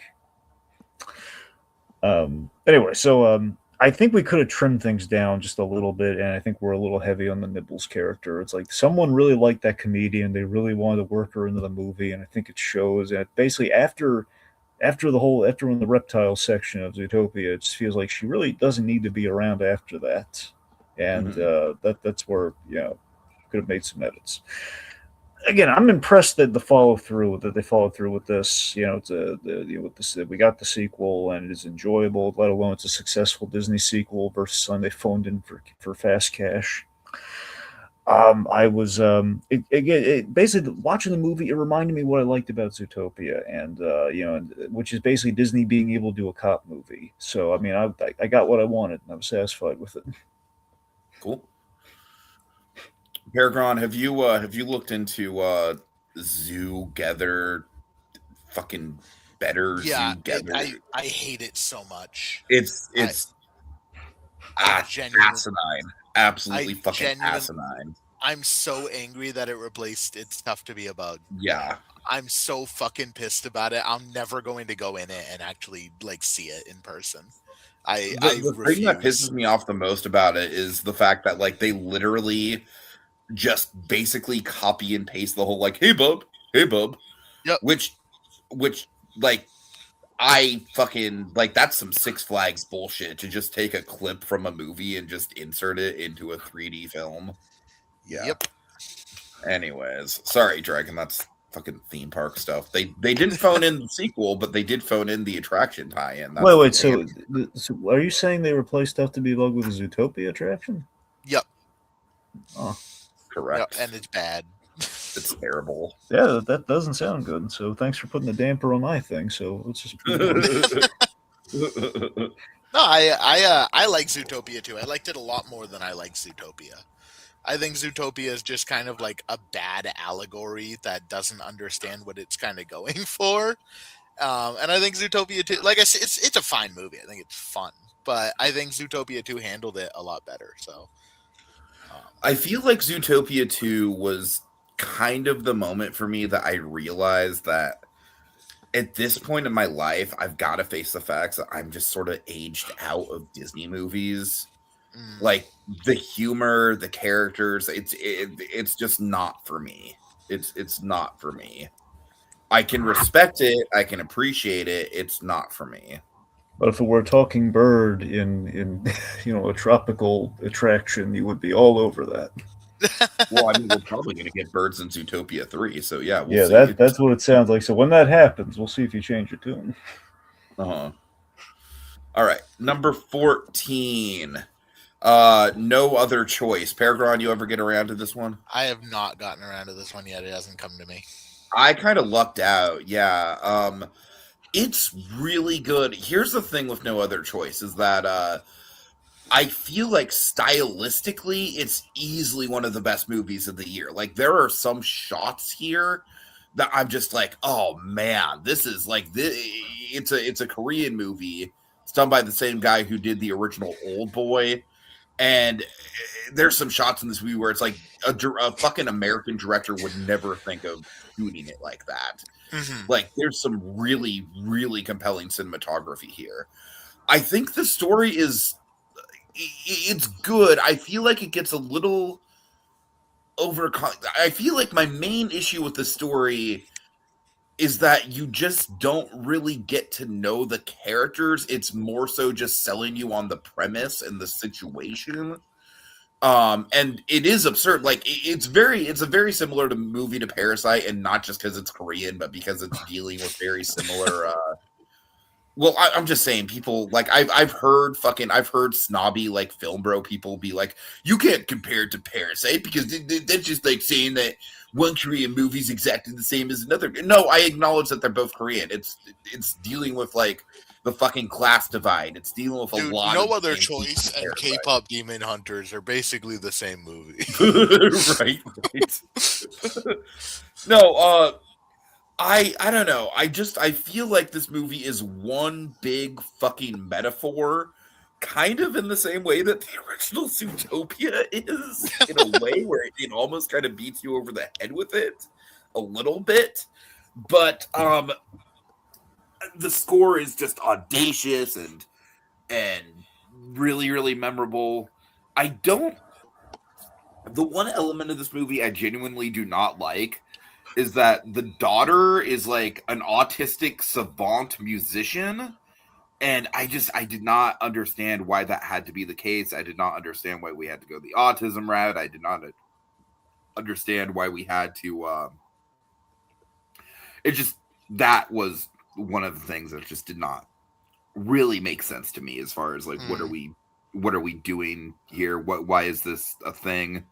But I mean, you know me, like autism representation is kind of like a touchy subject for me in general. So, but yeah, I honestly kind of feel like talking through it. I definitely think it deserves to be on my top 20. Maybe it's a little too high just because I'm kind of finding a considerable amount of things to complain about. But it's still, again, it's one of those movies where it's less about the the plot. Well, it's less it's more so just I don't know. I kind of feel like I'm not doing a good job summing up my thoughts on it. So it's a very esoteric movie. It's a very kind of it's not American at all. It's very much like it's very culturally different than a movie that you would get in the States, which I really appreciate. And I think more people should be more open to foreign film and stuff. All right, I'm doing a shit job of this. Let's just move on, PerGron. Yeah, not so easy, is it? No, not really. All right, we're gonna go 2 for 2 in a row on the Stephen King adaptations because I'm gonna do a movie I know for a fact Tiki was gonna talk about. Don't on you Friday. fucking do it! Don't you fucking do it! I'm gonna do The Long Walk at 14. Oh my god! Hurts, doesn't it? Yep. Tiki's just gonna get mad at me now for every movie that I put above this. I'm not gonna hear the end of it until like Friday is over. I'm already getting like death threats. Tiki, stop putting that in the private chat. We can't talk about it. No, I like The Long Walk a lot, and I do think that like David Johnson personally is one of my performances of the year. It's not my performance of the year by the end of the year, but it's up there. Buckley, I assume. She's up there too. I don't know that she is number one though. But he's up there. He's very high in there. I really like how this movie is just about walking. And yet, like, or not about walking, but it's just walking, and you get It's a lot of just, three guys walking to a fucking volcano. But yeah, I mean, The Long Walk it's made by the guy who did the later Hunger Games movies, and it's kind of in that same vein of like dystopian young adult. It feels very Stephen King. You have the Stephen King bully in it, but it feels elevated. It's very much like, what if the Stephen King bully was a human being? Right, kind right. of What a like, concept. what if he wasn't a caricature and he was just like a human being with like emotions and wants and needs? This had some of the most graphic death scenes in a movie, just like at all. Poor dear sweet Jojo Rabbit. Yeah, the initial Poor scene with Jojo sweet Rabbit. Jojo Rabbit. The scene with Ben Wong's character. Oh, easily for me the most emotional scene of the whole year. That scene fucking crushes me. The scene with the indigenous guy. I don't know his actor's name, but his death scene hit me a lot. Yeah, totally.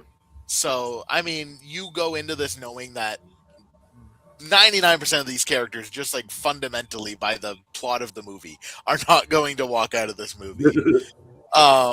And so it's really is an emotional time. Their third amigo, that hurt too. So like this, every single fucking death in this movie hurts. It's harrowing. I think part of the things that I didn't, the reasons that it's down here at 14, which is not a low spot in 281 movies, mind you. I don't know why I have to justify this. This is very high, but like the hill scene for me took me out of it when you see the dude walking on his broken ankle. That really did take. He gets to the top of the hill. There's a few things that just like here and there, I'm like, and then I didn't like the ending. I'm gonna be honest. That's my hang up with it. I'll give you that. I didn't like the ending. Yeah. So it's down here. It's at. I also think that Mark Hamill was underutilized here. I think that the Major was not a character. I guess I can end the sentence there. The Major was not a character, and I kind of wish he was. But yeah, I mean, it's still a phenomenal movie. I still gave it 4.5 stars. I still highly recommend checking it out. But you know, out of 281 movies, you got to fight through some tough opponents to get to that top spot. Yeah, fair enough. You can be wrong. That's fine. All right, Dragon. All right. Number 14 for me. Wake Up Dead Man, a Knives Out mystery. Okay. It was a tough one. It was a tough one to rank. All right. I'm the only one who doesn't have this in the top 20 somewhere. Yeah. Anyway, look, I love the Knives Out films. To me, it doesn't top the original, but it's always a high bar. But it was a very engaging watch. It's I like that each Knives Out movie has like a distinctive flavor and it kind of basically a distinctive flavor and kind of like a commentary on like Ryan Johnson was doing kind of like a commentary on like some usually a waspy society kind of thing, like a different sect of wasp society, but usually like the rich or like the overprivileged or some such. Right, in this case, we're kind of directing a little bit more towards it's kind of critiquing religion. It's more not even just like religion is entirely, but it's like certain sects of religion and like more so like the ceremony of it and the judgment that goes with it, and kind of the bit look at the dash of politics in there, but what I really love about this movie, I love it's Josh O'Connor, right? Mm-hmm. Yeah. So Josh O'Connor, yeah, he I thought he was a great lead. I love the you like him, you really need to see Challengers. Anyway, just saying. So Josh O'Connor, I thought was a really compelling lead. It was like the reformed boxer turned priest, and him being assisted by Benoit Blanc. There are some great human scenes in this movie that kind of fundamentally get right what I think we really had in the first Knives Out movie very well, where it's like we're ingratiated to our lead character who's caught in a very untenable situation that we desperately need Blanc to kind of help him out of, and we're seeing him kind of dig themselves out of a hole. In this case, like a moment that really ingratiates us to him is like we see him being a really good priest who does believe in his faith, and he's really trying to it's not like a disenfranchised priest. It's a priest who's like, despite all the things that are up against him, he's still holding true to the tenets that he subscribed to. And we see that with the confessional he does over the phone with Luis, which I think is like a hallmark scene of that movie. And just seeing, Daniel Craig's, acting and just kind of like in him being very much anti-religion in the movie, being kind of swayed and it's kind of an arc that builds with him. So I think that really holds up on the rewatch, especially. It's great performances all throughout this with the ensemble cast as we typically have in the the Ryan Johnson fare. Josh Brolin and Glenn Close particularly. Just I don't know. It's just a nice tradition of. I really like this tradition that we're starting of Ryan Johnson. Every year or so, we have a Ryan Johnson mystery movie with the Knives Out franchise. Just going to keep turning them out. Dude. Let's see what Benoit Blanc's up to this time. Just with a different adventure, almost as like a series of books, but as Blu-rays on a shelf, so to speak. Just like I don't know. I like the movie. There was a lot of competition. I had to put it somewhere. I mean, I did, because it doesn't measure up to the other two for me. I couldn't quite put it in the top 10. It's just, it's if it were in the top 10, I probably would have made the number 10 spot. But again, it was like there's a lot of competition. I don't know. Plus, I was worried there was a bit of a recency thing because I just saw it and I wasn't, Justify harder, Dragon. Right. Does anyone even care what I'm saying at this point? Oh, yeah. I'm not ready to talk about this movie yet. We'll talk about it on Friday. Look, I'm not saying it's not top 10 worthy. I just put it there. That's all I'm saying. I'm judging you, Dragon, even though I don't even have it in my top 20. You botched number 14 anyway, so you don't have any room to talk. All right. Okay.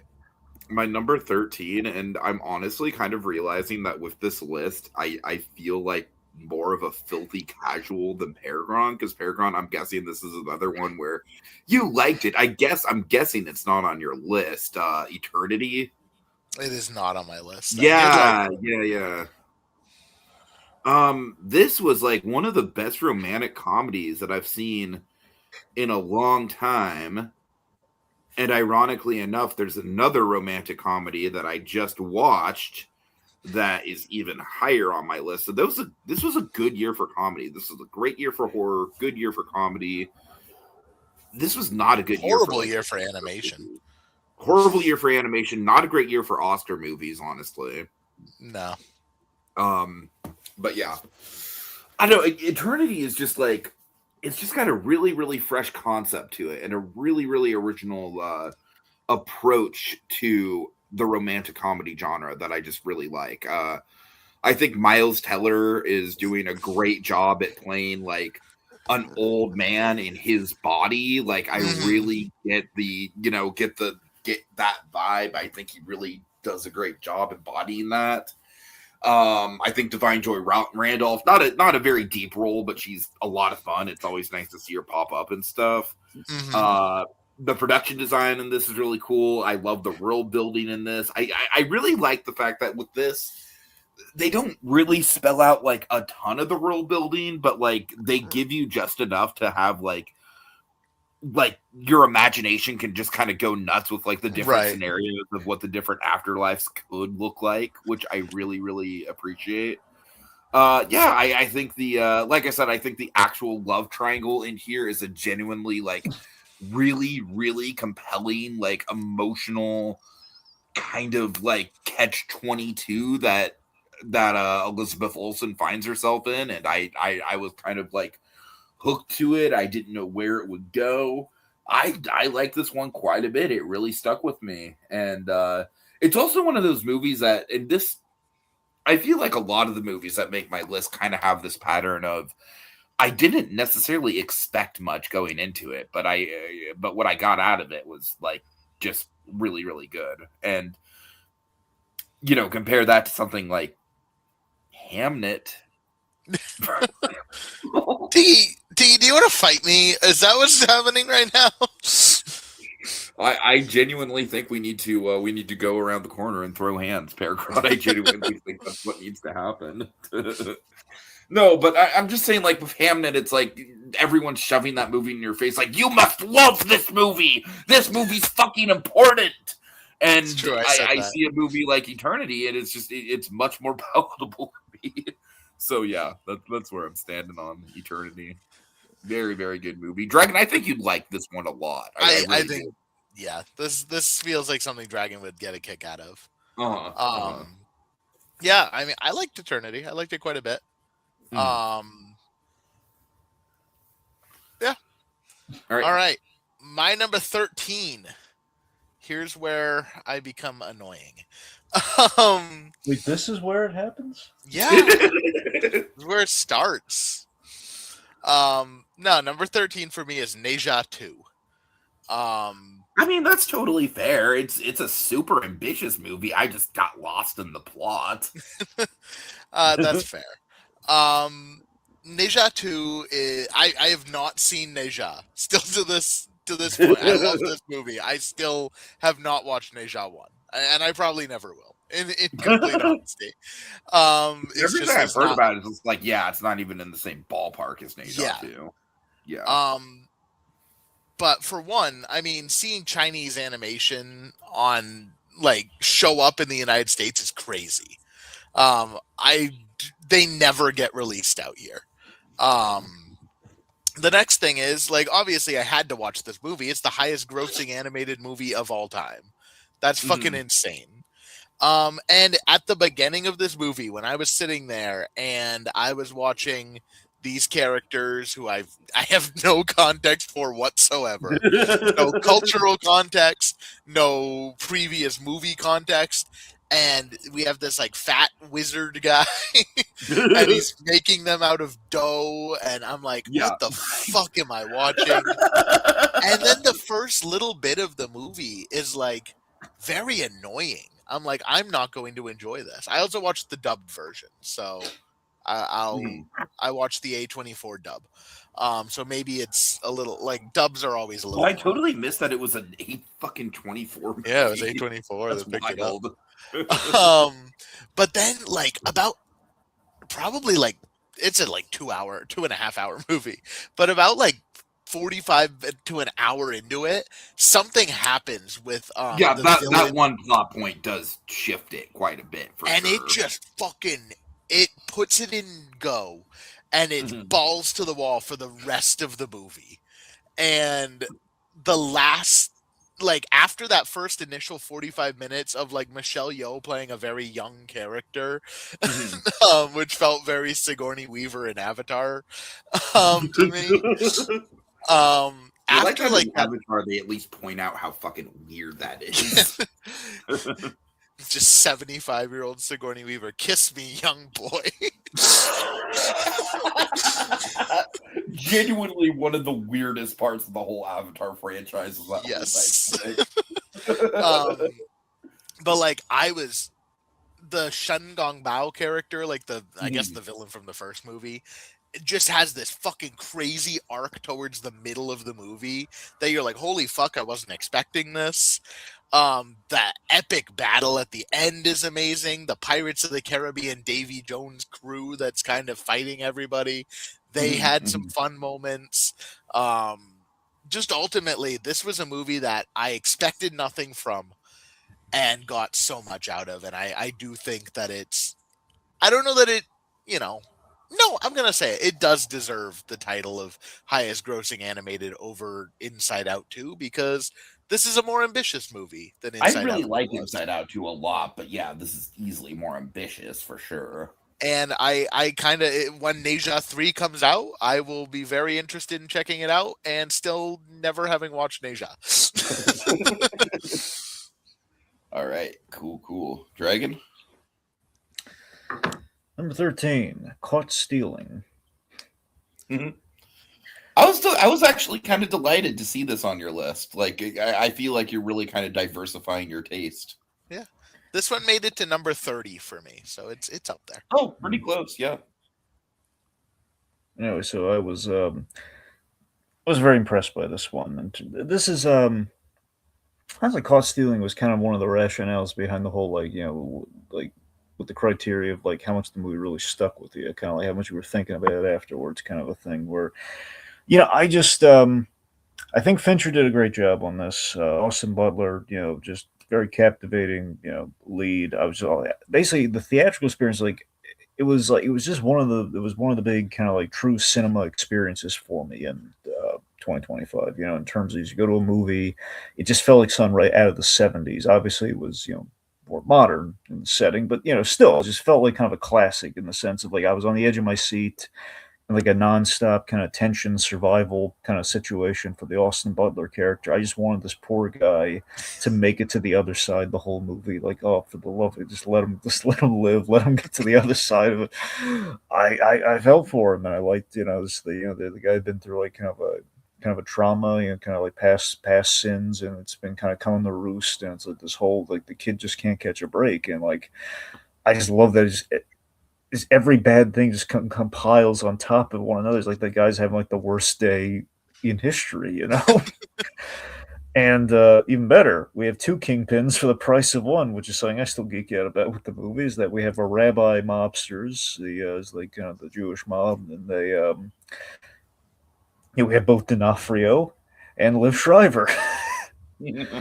And one, I love those actors. I love the fact they're both like some of the best kingpins, and let alone that they are paired together in this movie. It still kills me. I will still nitpick about this. Okay, it still kills me that one of the reasons I watched the movie, they cut out my favorite bit from the trailer. In the scene with these guys, they have the matzo ball soup, and they cut out the bit where it's like Liv Schreiber, like you pat them on the shoulder, saying, "I like this kid." Yeah, they cut that out. It was like the big charming moment, and don't I get me do wrong, love still, Carol Kane in that scene, though. yeah. That's what I'm saying. It would have made that scene even better. Anyway, but yeah, it's so again, it's just one of those the tense cinematic experiences. Just going to a movie, just like not knowing anything really about it beyond just that the cell what got your butt in that seat in the first place, and just like like clinging on to it for dear life, like hoping this kid's gonna make it. It's very brutal in places. I was wowed by it. Um, but it just feels like one I'm not going to revisit frequently. That's why it's maybe not a little higher, and just maybe in terms of like just the frequency of which I would go back to this. I'm not saying I will never go back to this. I mean, it's on Netflix now. I'm probably going to watch it at least another time, from the in theater view into it like a second time. But it's just I don't know how frequently I would. It's good. Again, this was a really quality movie of the year, and it's like a movie where we really need more of the original movies, or the movies that are like adapting the books that no one's ever heard of or no one can like easily recall. These are the kind of movies because that's how we got the classics in the first place. There was a little book called Jaws. There was a little book called Psycho that, again, it hit a bestseller thing, but then it would have died otherwise if the movies did not get made. And we need more. Yes, The Godfather or Godfather Part 2. No, I'm kidding. It's not that. It's a running gag, folks. Anyway, the point being, you see what upon itself, Lois. It insists upon itself. But you see what I mean, though, is the fact that we need to do more of this in the movies. We can't just keep readapting, the same thing. We can't just keep, doing the sequels or the franchises. We got to do something that's going to be like, we have to create new classics. This is how we do it. Yeah, absolutely. Yeah. Totally sign off on that message for sure. I like that this is Argyle, but good. Oh God, fucking Argyle, They do dude. The cat thing. Cat thing. Argyle, those trailers, I literally wanted to fucking throw up every time that trailer hit. I was fucking sick of that trailer, dude. You know what's already killing me? Like, we're going to have to bring back Most Annoying Trailer next year because I'm already over the fucking Cat in the Hat trailer where people giggle at fucking Toot Fart. Oh, God. It's so bad. And they pushed the movie back to fucking November. We're going to be dealing with this all year. Oh, man. Poor Giancarlo. That's all I have to say. The editor just killed him on that one. It's time for you to meet the real fucking whatever. I don't even care. Oh God. Anyways, okay. Number 12 for me. This is gonna go by quick because we already talked about it. The Life of Chuck. Yeah, great movie. Awesome. Totally life affirming. And honestly, like as I get older, I look for those like life affirming movies for sure. Although I will say it is life affirming with the asterisks. It's life affirming with the fact that like I am 35 and Chuck dies at the age of 39. What? And can't dance. What are you talking about? What? No, I'm saying you can't dance like Chuck. It's the like the. Oh. No, no. Well, you're right. I can't. That's the difference. But seriously, it's kind of existentially terrifying that like Chuck dies at 35, at 39, and I'm 35. Like that does not sit well. Thanks for 39 great years, Tiki. I know. I mean, Tiki, look, glass half. You got 4 years left. Oh God. I mean, you can do stuff.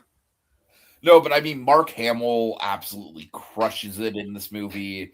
I do genuinely love the first act. The first act might throw people off for sure, but I think it's just straight up, just audacious storytelling to have it be like that. And then once you put the pieces together, I love how long the movie makes you wait to put the pieces together on what exactly was happening in the third act. But once it does, it really clicks into place in just a really, really cool way. The ending is fantastic. Probably one of the better endings of the year. As we already said, like the bit parts and cameos. Matthew Lillard is awesome. Yeah, I mean, PerGron, I really think you summed it up very, very well. I think I don't really have a ton to add. Just easily one of those movies where as soon as I saw it, I was like, okay, that's going somewhere on my top 20. I don't think 20 other movies are going to beat that out. Right. And also, PerGron, remember I told you it was, I forget what publication it was, but one fucking publication had this listed as their number one worst movie of the year. That's fucking. And I'm like, you guys are one movie, right? Like if you watch 3 movies, then sure, maybe. Yeah, no, that was ridiculous. All right, PerGron. All right, my number 12 is a movie that I went into not expecting to even enjoy. It's very much not my type of thing. It's very much about a sport, which I'm not into, and that's F1. But I Oh yeah, fucking yeah. It loved didn't make my F1. top 20, but it's really good for sure. F1 rips, dude.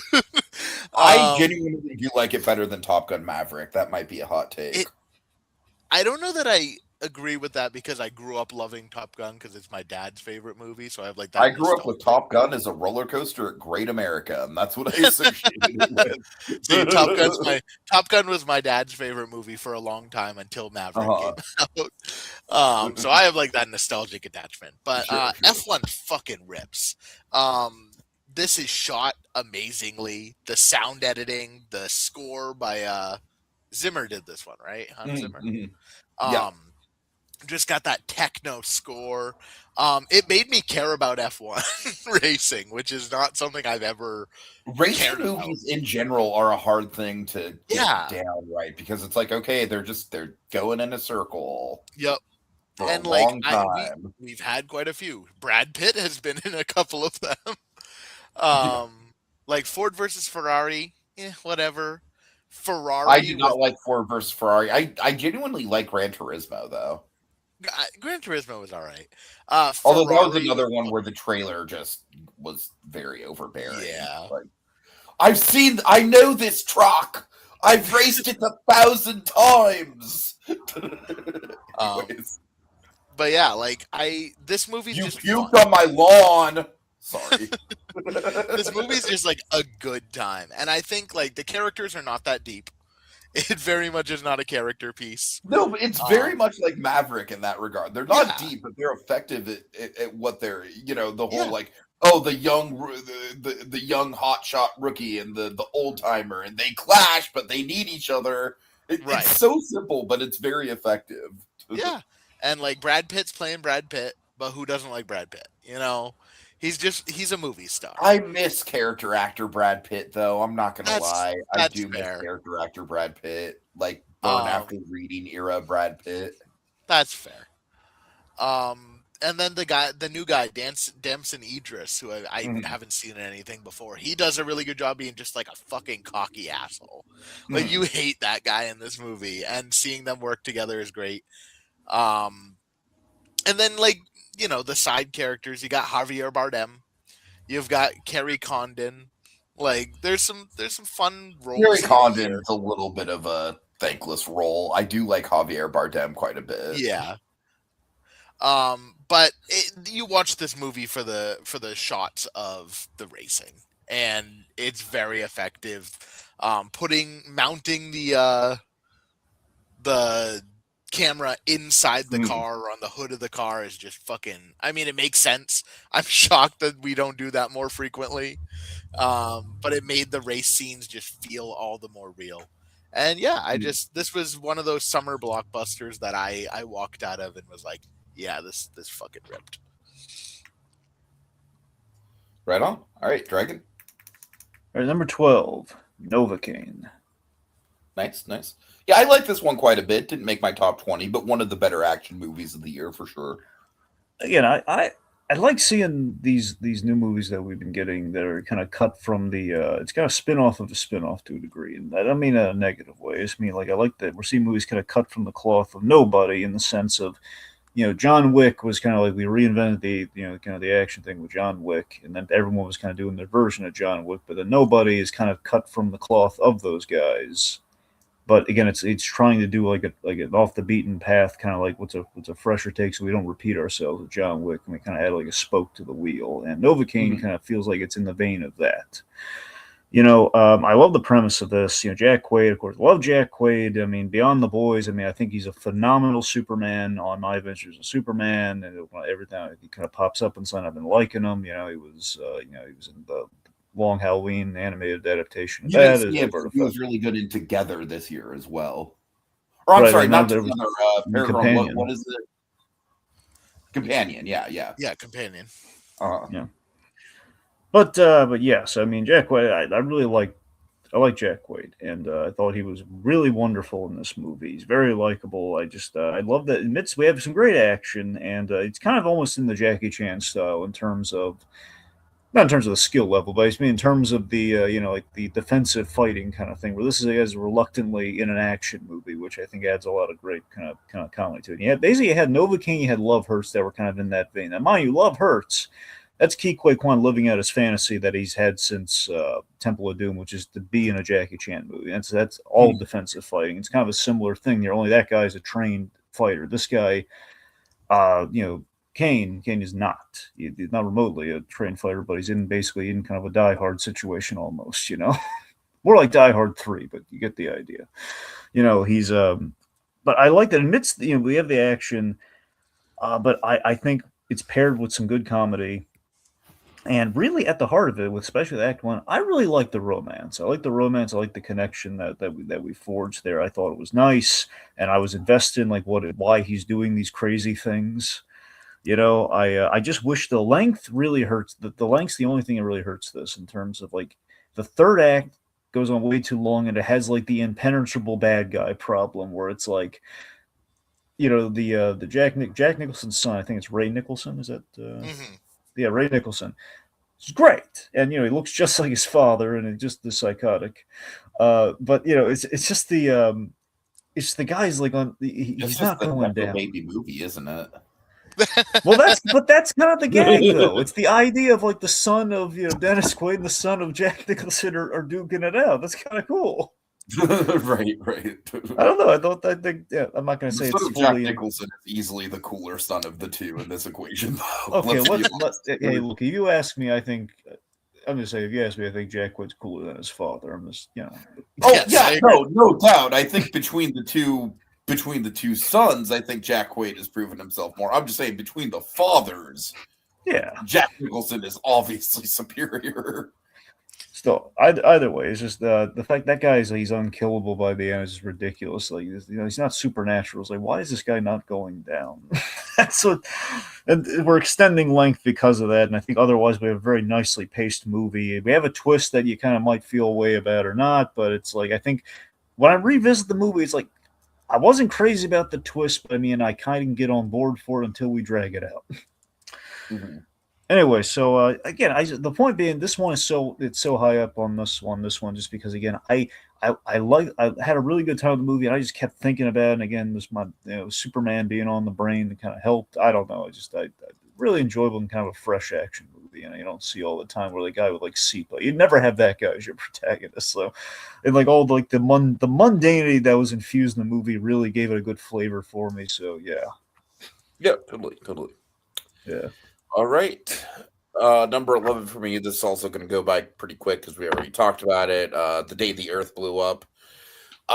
Man, this was surreal to watch in theaters, dude. It was such a throwback. It genuinely I almost got a deja vu feeling, dude. I genuinely felt like I was 11, 12 years old watching a 2D animated movie in theaters again. It's a throwback to the kind of the Cats Don't Dance, Cartoon Network theater kind of movies. Cats Don't Dance, the Iron Giant, the kind of movies that they would play on Cartoon Network over and over again. If this movie came out during the golden age of Cartoon Network, this would be a standard for them. What more really needs to be said? Farmer Jim is iconic, one of the funniest Looney Tune gags ever, I think. Genuinely. I love what they did with Petunia as a character. I love that they didn't quite recreate she's not quite Lola Bunny, but she's kind of cut from the same cloth as far as the character reinvention. I think her chemistry with Porky is fucking adorable. I love Daffy and Porky as brothers. I love the origin story of Porky's stutter. That's great. In the climax, I will agree that it is kind of weird that we kind of shift gears from being a Invasion of the Body Snatchers movie to now we have to stop the comment. I agree, that's weird, but you know what? it got us that climax where Daffy just goes full fucking ham with the mallet, which to me is like it's almost like the culminating moment in Daffy Duck's entire film career. Almost kind of like how the Rainbow Connection in Muppets 2011 is like, kind of feels like a culminative moment in the Muppets film career. I kind of feel the same way about that Daffy moment. It's so cathartic. It's like a long time Daffy Duck fan where nothing has really been done with the characters in a long time, and like just genuine like screwball Daffy Duck has been on the back burner forever, and to see that version of the character so out front was just wonderful. I love the designs of the humans in this movie, not just Farmer Jim, but like the real estate lady and the scientist. Like they're all just really, really well designed. Yeah, just genuinely the type of movie that I never thought I would get again in theaters. So it was a practically an emotional viewing experience for me seeing this thing. I really loved it. For me, it's easily the best animated movie of the year. All right. All right. So my number 11 is another movie we've already talked about. I've got Friendship. Oh, nice. This is my favorite comedy of the year. Like just straight up comedy. I am a Tim Robinson fan. I've loved Tim Robinson since I first saw I Think You Should Leave. And this movie had the bit in it that I laughed the fucking hardest at, and that's the Toad drug trip. Even just thinking about it right now, I'm fucking laughing. It's painfully accurate to how mundane most drug trips end up being. And it's not even the scene in the subway. It's when he comes out of it and his reaction. Just, how was your trip? I went to Subway, the sandwich shop. What did you do? I ordered. Just fucking his delivery there.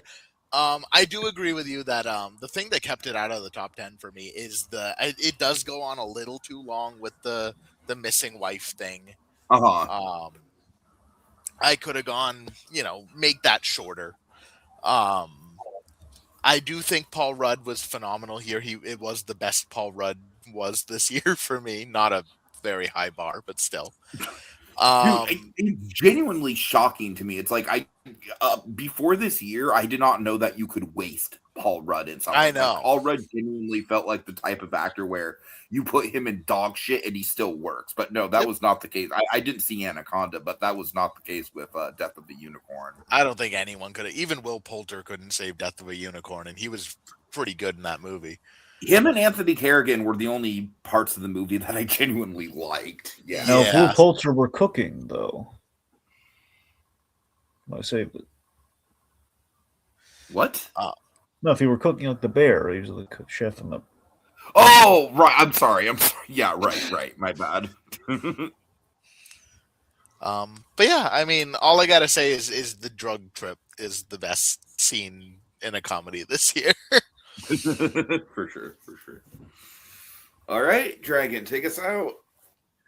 All right. I don't know how this one's going to go over. I'm going to give it a shot here. Elio. Yeah, I mean, respect. I like Elio quite a bit. I really debated between the movie I love. I love the score. I love the ending. I love the use of the Carl Sagan audio just in general. Yeah, so Elliot bounced back and forth between the 10 spot and the 11 spot, and it's just the end of the day, so when a Pixar film changes a director, it can go very right or it can go very wrong, and I think this is more towards the right needle on the dial along, but it's also kind of in the middle. It's kind of like between the middle and going in the right. Ignoring I hear all this secondhand, so I can't really trust anything. It's a lot of it's speculative. Ignoring the behind the scenes, kind of shadiness that might have been going on with like the change in director and all that. But like plucking them, putting them on Coco too, and maybe reasons, maybe some company fear and everything Disney's trying to do at the point. Ignoring that, tabling that. The film itself, what we have presented, what I went into this movie, what I experienced when I still experienced when I rewatched the movie, it really stuck with me. That we kind of it's the hallmarks and the core. It struck the chords that I really like in a Pixar film from the start with this movie, and that was the thing that still like affected me. When I was watching the movie and just like the idea of processing loss through being alone in the universe, I'm still wowed by as an idea and like the premise of Elio, and I really love that, and I love how we start with that. And we basically start with that, and we go to the Rob Simonson score, and it's like it kind of like the heart of the movie is just kind of there and on display, and it's like, okay, I'm in. And I don't know, I think there's a lot of charm in the movie. I love Brad Garrett as Grigon. Of course, Brad Garrett's always wonderful, and he's like kind of been in Pixar, sprinkled throughout, and like some roles are just kind of like great, and some roles that are amazing, like Chef Gusteau from Ratatouille. And I think Grigon is like given like a big premiere role, which originally he might not have had until the retooling. Thought that was great. I like the world building. I think it's creative, like the alien tech and how that works. I think again we got the clone comedy. I thought was very funny. Yes, It's very funny. I'm convinced Domeishi had a hand in that, but I can't prove it. Convinced. Also, I'm convinced Melmac has to be a Domeishi thing, but I don't know. Right. Anyway, but Elio and Glorton's friendship, that is the big kind of thing that we have in the movie, and I thought that was very, very sweet, very nice. Look, at the end of the day with Elio, it may not be super ambitious, and it may not have been ambitious, but it was very pleasant. It's very pleasant, theater experience. It's what I go for, what I want out of a Pixar movie. When I go there, I want to go there. I want to be sucked in. I want to feel something. And I think it really just kind of, it hit those marks for me. And I'm happy with Elio, man. I mean, it's obviously things are a little iffy with it, but I can still enjoy it, and I still really like, I go into the movie. I think fondly what I like, and I'm still picking up on like the really, just what this kid's journey is. I like it. Yep, totally. That's fair. Yeah. I think it's way better than something like Elemental, for example. So I'll give it that. All right. So y'all want to just list off their lists one more time? I can go first. We can. Yeah. Go first. Go. Okay, for me, number 20, I have Jake Helly. Number 19, Die My Love. 18, Sisu, Road to Revenge. 17, Friendship. 16, The Ballad of Wallace Island. 15, The Naked Gun. 14, No Other Choice. 13, Eternity. 12, The Life of Chuck. And 11, The Day the Earth Blew Up. All right. 20, I had Bring Her Back. 19, I had Presence. 18, I had Weapons. 17, I had Splitsville. 16, I had Predator Badlands. 15, I had The Life of Chuck. 14, The Long Walk. 13, Neja 2. 12, F1. And 11, Friendship. All right. Number 20, The Accountant 2. Number 19, Thunderbolts. Number 18, Wallace and Gromit, Vengeance Most Foul. Number 17, The Day the Earth Blew Up. 16, Roofman. 15, Zootopia 2. 14, Wake Up, Dead Man, A Knives Out Mystery. Number 13, Caught Stealing. Number 12, Novocaine. And number 11, Elio. Okay. All right. So thank you guys for joining us. Let's see. Thanks, Co-Gios mostly, but also Sonia Pantoja briefly popped in, as well as Eli. And we will be back Friday for our top 10. So look forward to that. All right. Have a good night, folks. See y'all later. Good night. Oh, boo-hoo. Hey, fucking Shakespeare's fucking son died. It's so sad. So sad. Tiki, I'm gonna fight you.